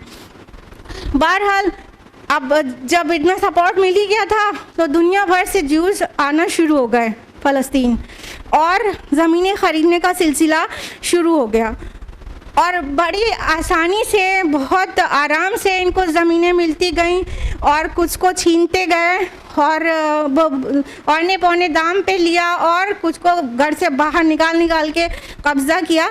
इस तरह चल रहा था। 1922 में लीग ऑफ नेशंस का ये फैसला आ गया कि ये दोनों आपस में बिना वजह ही लड़ रहे हैं, ऐसा है, इसको ब्रिटिश मैंडेट में दिया जाता है फ़लस्तीन को। सुभान अल्लाह, ये इन लोगों का इंसाफ है, अल्लाह के यहाँ खड़े होंगे। लीग ऑफ नेशंस का ये इंसाफ था।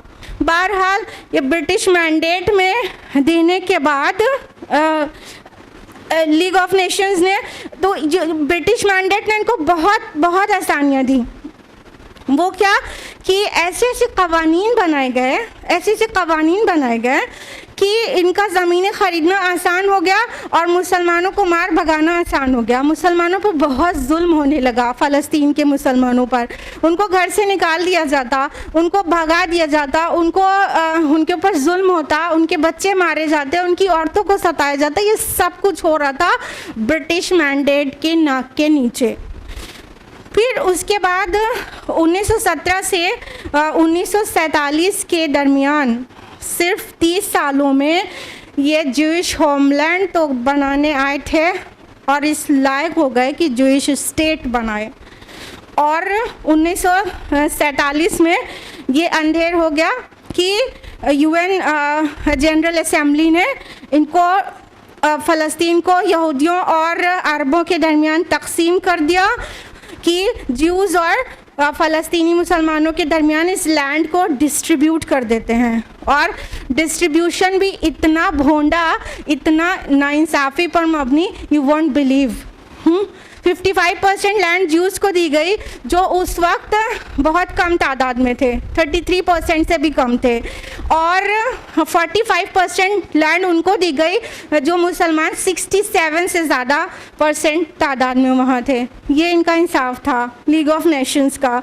और 1948 में बेशुमार मुसलमानों का कत्ल किया इन्होंने, बहुत सारे औरतों का, बच्चों का।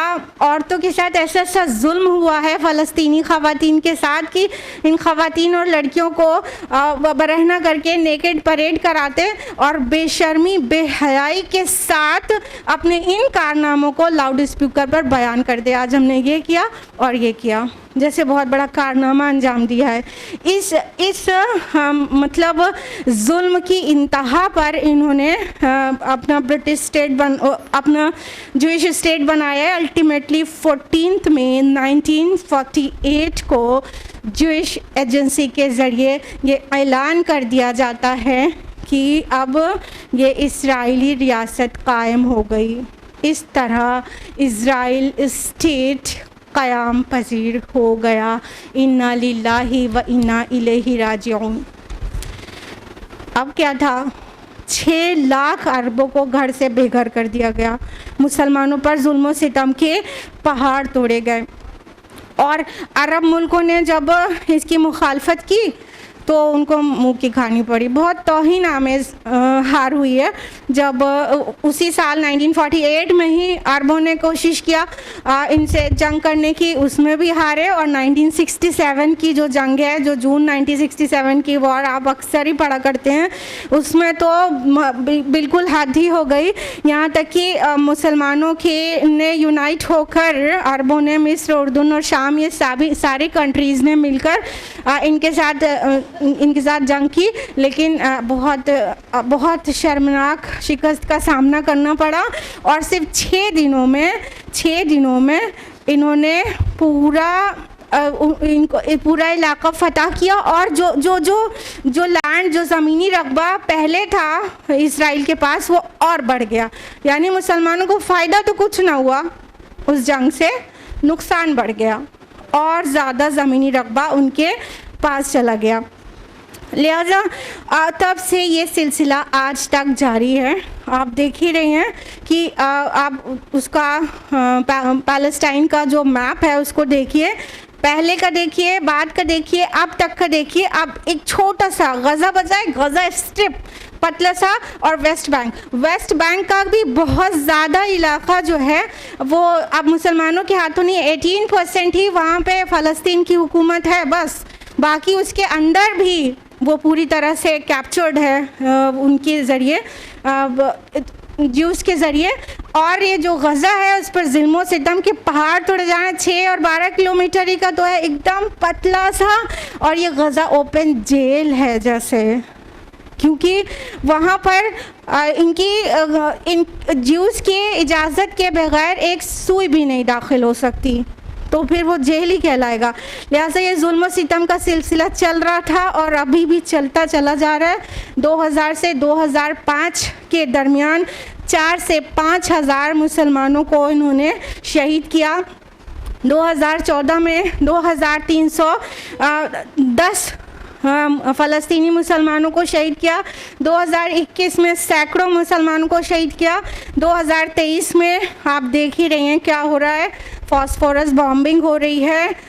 आज की न्यूज़ है, कल तक 9488 फ़लस्तीनी मुसलमान शहीद और 20,000 से ज़्यादा ज़ख्मी हैं। और इसी ये खूनरेज़ी वाली इनकी हरकतों के साथ मुसलमान उसको सह रहे हैं। फ़लस्तीनी मुसलमान कह रहे हैं कि हम वैसे तो हिजरत कर ही सकते हैं यहाँ से, लेकिन हम अपनी जान बचा के हिजरत कर जाएं और मस्जिद अक्सा शहीद हो जाए, ये हमें मंजूर नहीं है। लिहाजा हम यहाँ से हिजरत इसलिए नहीं कर रहे हैं कि हमें मस्जिद अक्सा की हिफाजत करनी है।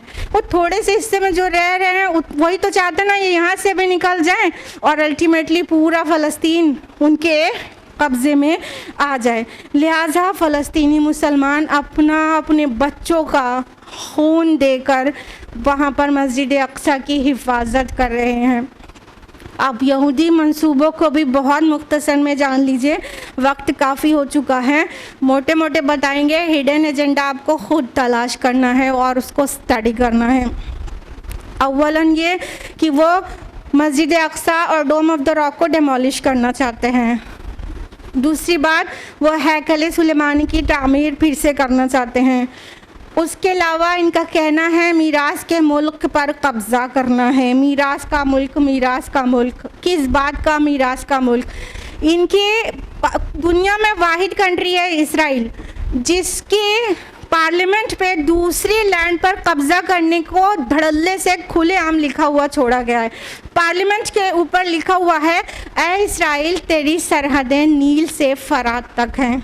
इसका मतलब जानते हैं आप क्या होता है? बहुत दिल थाम के सुनिएगा।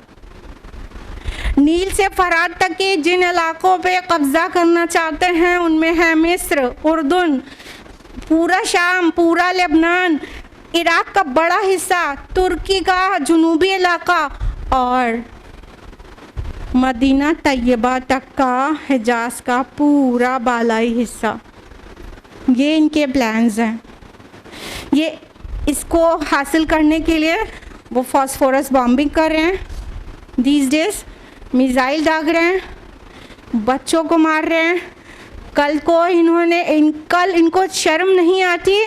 ये नाहंजार कौम कल इनके बच्चों को किल कर रहा था फिरौन, तो अल्लाह ताला ने अपनी रहमत का मज़हर मूसा अलैहिस्सलाम को भेजा और उन मूसा अलैहिस्सलाम ने उनको वहाँ से रिलीज़ कराया।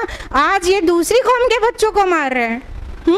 ये जिस तरह फिरौन का प्लान था कि बच्चों को मारने के बाद इंसान को इमोशनली और उसको साइकोलॉजिकली वो मतलब कमज़ोर किया जा सकता है, इसलिए वो ये बच्चों को मासूम बच्चों को मार रहे हैं। किस दिल के इंसान हैं ऐसी गद्दार, अल्लाह के गद्दार और इंसानों के एहसान फरामोश बल्कि एहसान नाशनास, एक्सेप्ट फॉर दोज ज्यूज़ जो कि हक़ के साथ खड़े हैं और ज़ायनिस्ट नहीं हैं और हक़ की बात कहते हैं, चाहे कि वो ज्यूज़ हैं। सिर्फ उनके साथ माजरत, बाकी सारी पूरी कौम इस कदर अल्लाह की और रसूलों की और इंसानों की इस कदर दुश्मन है। जहाँ तक इस सिचुएशन की एनालिसिस की बात है, तो अगर हम इसको सेक्युलर लेवल पे एनालाइज करें तो क्या समझ में आता है। 70 से 1917 ईस्वी तक 1847 साल होते हैं। 1850 साल के बाद कोई अचानक आके कहने लगे कि ये मेरी ज़मीन है, तो ये क्या जायज़ बात लगती है। 1850 साल के बाद होमलैंड और अपनी ज़मीन होने का दावा और वहाँ के रहने वालों को घरों से निकाल के किक आउट करना और उनको मारना, उन पर जुल्म सितम करना, ये कोई नॉर्मल बात लगती है। ये कोई भी सेक्युलर इंसान हो, ना हो मुस्लिम, वो कोई सेक्युलर इंसान हो, सेक्युलर कंट्री हो, ज़रा वो बताए कि ये किस कैलकुलेशन से इनकी होमलैंड हुई है। ये सारे 1800 साल से हरगिज़ भी वहाँ पे नहीं थे और इनकी होमलैंड हो गई। रही बात रिलीजियस लेवल पर, तो ये कहते हैं हमारी प्रॉमिस्ड लैंड है और सूरह माइदा का हवाला भी देते हैं कि अल्लाह ने हमारे लिए लिख दिया है। तो ये भूल गए हैं कि अल्लाह के वादे जो हैं मशरूत होते हैं। अल्लाह का वादा उनके साथ होता है जो वफ़ादार लोग होते हैं अल्लाह और रसूल के। और जब अल्लाह कोई चीज़ का वादा करते हैं तो उसके साथ कुछ जिम्मेदारियां भी देते हैं ना। उन जिम्मेदारियों को जो पूरा करता है उनके साथ वादा पूरा किया जाता है, ना कि ऐसे गद्दार लोगों के साथ जिन्होंने नबियों का कत्ल किया हो और वो जिम्मेदारी तो बिल्कुल ही ना पूरी करते हों जिसके ऊपर उन्हें अपॉइंट किया गया हो। कोई भी मिल्लत जब उम्मत मुस्लिमा है, जब भी कभी, चाहे ये थे चाहे आज हम हैं, उसकी ज़िम्मेदारी है दूसरों तक हक़ को पहुँचाए, अल्लाह की पहचान कराए और हाँ भलाई की तरफ बुलाए, बुराई से रोके, ये ज़िम्मेदारी है। तौरात में भी उनको ये करने का हुक्म था, लेकिन ये किसी को दावत देते हैं। ये तो सिर्फ नस्ल परस्ती करते हैं, अपने कौम के अलावा किसी और को अपने अंदर दाखिल ही नहीं होने देते हैं, दावत का काम नहीं करते हैं, किसी नॉन ज्यू को ज्यू नहीं बनने देते हैं। तो ये तो मतलब जिम्मेदारी तो उठा नहीं रहे, तो फिर इनके लिए मीरास का मुल्क कैसे हो गया। अगर हम अपनी बात को इनके एग्जाम्पल से नहीं समझा पाए हैं तो let's take an example of daily life. मान लीजिए कोई स्कूल है, वहाँ पे एक टीचर है, स्कूल मैनेजमेंट टीचर को ये टास्क देता है कि आप ये टास्क कर लो, एक बहुत अहम टास्क है, इस टास्क को कर लो तो आपको प्रिंसिपलशिप दे देंगे, आपको प्रिंसिपल बना देंगे, प्रमोशन कर देंगे, ठीक है। और टीचर वो टास्क ना करे, ऊपर से स्कूल में बगावत करे, ज़्यादती करे, तोड़फोड़ करे, तब हमें बताइए क्या ये जो वादा है कि टास्क करने के बाद ये आपको प्रिंसिपल बना देगा, वो टास्क करना तो दूर बगावत भी करे तो उसको प्रिंसिपल बनाया जाएगा कि रुखसत कर दिया जाएगा। यही हुआ है। ये पहले इमामतुन नास के मनसब पर फाइज थे, हाँ, लोगों के इमाम थे, इनका काम था हक को फैलाना, बुराई से रोकना, लेकिन इन्होंने उस काम को नहीं अंजाम दिया, तौरात के एहकाम को नहीं माना, उसके सही हामिल नहीं बने, तो अल्लाह ताला ने उनको उनके मनसब से बर्खास्त कर दिया। इनको डिसमिस करके अल्लाह ताला ने बनु इस्माइल से अपने आखिरी रसूल को भेजकर इस मनसब पर फाइज कर दिया उसके मानने वालों को। तो आप बताएं कि ये प्रॉमिस्ड लैंड उनकी है या सारे नबियों पर जो ईमान लाता है उसकी है। तो ये अपनी जिम्मेदारी समझना नहीं चाहते हैं और जिम्मेदारी पूरी नहीं करते हैं और हवाला देते हैं प्रॉमिस्ड लैंड का। तो ये कहीं का भी इंसाफ नहीं है। अब हम लोग चलते चलते अपना रोल देख लें बहुत जल्दी से, कम अल्फाज में। What should we do in this scenario? First of all we should ask for justice. हमें इंसाफ की पुकार लगानी चाहिए। वो मुस्लिम कंट्रीज़ और सेक्युलर कंट्रीज़ इवन बड़े ह्यूमन राइट्स के वो प्रिंस बने बैठे रहते हैं, ह्यूमन राइट्स की बहुत कलमे पढ़ते हैं, उनसे कहा जाए कि देखो कैसा इंसानियत के ऊपर जुल्म हो रहा है, कुछ तो करो। जिनके पास ताकत है वो ताकत से रोके ना, ताकत से। तो हम अपनी वॉइस को रीच करें ताकत से, रोकने वालों के पास, जिनके पास ताकत है वो ताकत से हम इंसाफ की डिमांड करें, हम जस्टिस डिमांड करें लोगों से, हाँ। और ना सिर्फ मुस्लिम ममालिक से बल्कि गैर मुस्लिम ममालिक से भी, क्योंकि ह्यूमन राइट्स का पाठ सब पढ़ते और पढ़ाते रहते हैं अक्सर ही। और we should raise our voice if we don't have any mainstream media yet we have social media with us ना, तो हम सोशल मीडिया पे अपनी आवाज़ को बुलंद करें, गलत को गलत बोले तो सही, हक को हक बताएं तो सही। इतना तो कर सकते हैं हम और आप, इतना तो कर सकते हैं। इसको करें, इसको जानें, इसलिए आपको इतनी तफसीलात भी बताई गई। जानेंगे तो कुछ करने का मोटिवेशन आएगा। साथ में जो कंपनीज इसराइल की हैं और उसको फंडिंग कर रही हैं, उन कंपनीज के प्रोडक्ट्स का बायकॉट करें। पेप्सी नहीं पियेंगे तो क्या रात नहीं गुजरेगी? छोड़ें उनको। ये पेप्सी की शक्ल में क्या है? हम फ़लस्तीनी बच्चों का खून पी रहे हैं। तो उस बायकॉट करें as much as you can. उसके अलावा last but not the least, make दुआ फॉर देम, मेक दुआ फॉर देम। बहुत दुआ करें, बहुत दुआ करें। किसी दिन तो स्पेशली तहज्जुद में उनके लिए उठें। आपके रोज़ का रूटीन नहीं है, एक दिन उठें, अल्लाह से उनके लिए रहमत की दुआ करें कि ऐ रब, बनी इसराइल पे तुझे रहम आया था तो भेज दिया था मूसा को, ऐ रब ईसा या कोई मसीहा भेज दे जो इस जुल्म को रोक दे।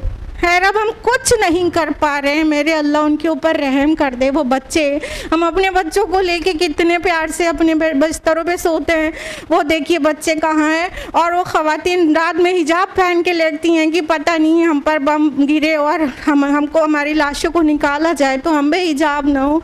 अल्लाह उन पर रहम करे। So make lots and lots of दुआ फॉर देम।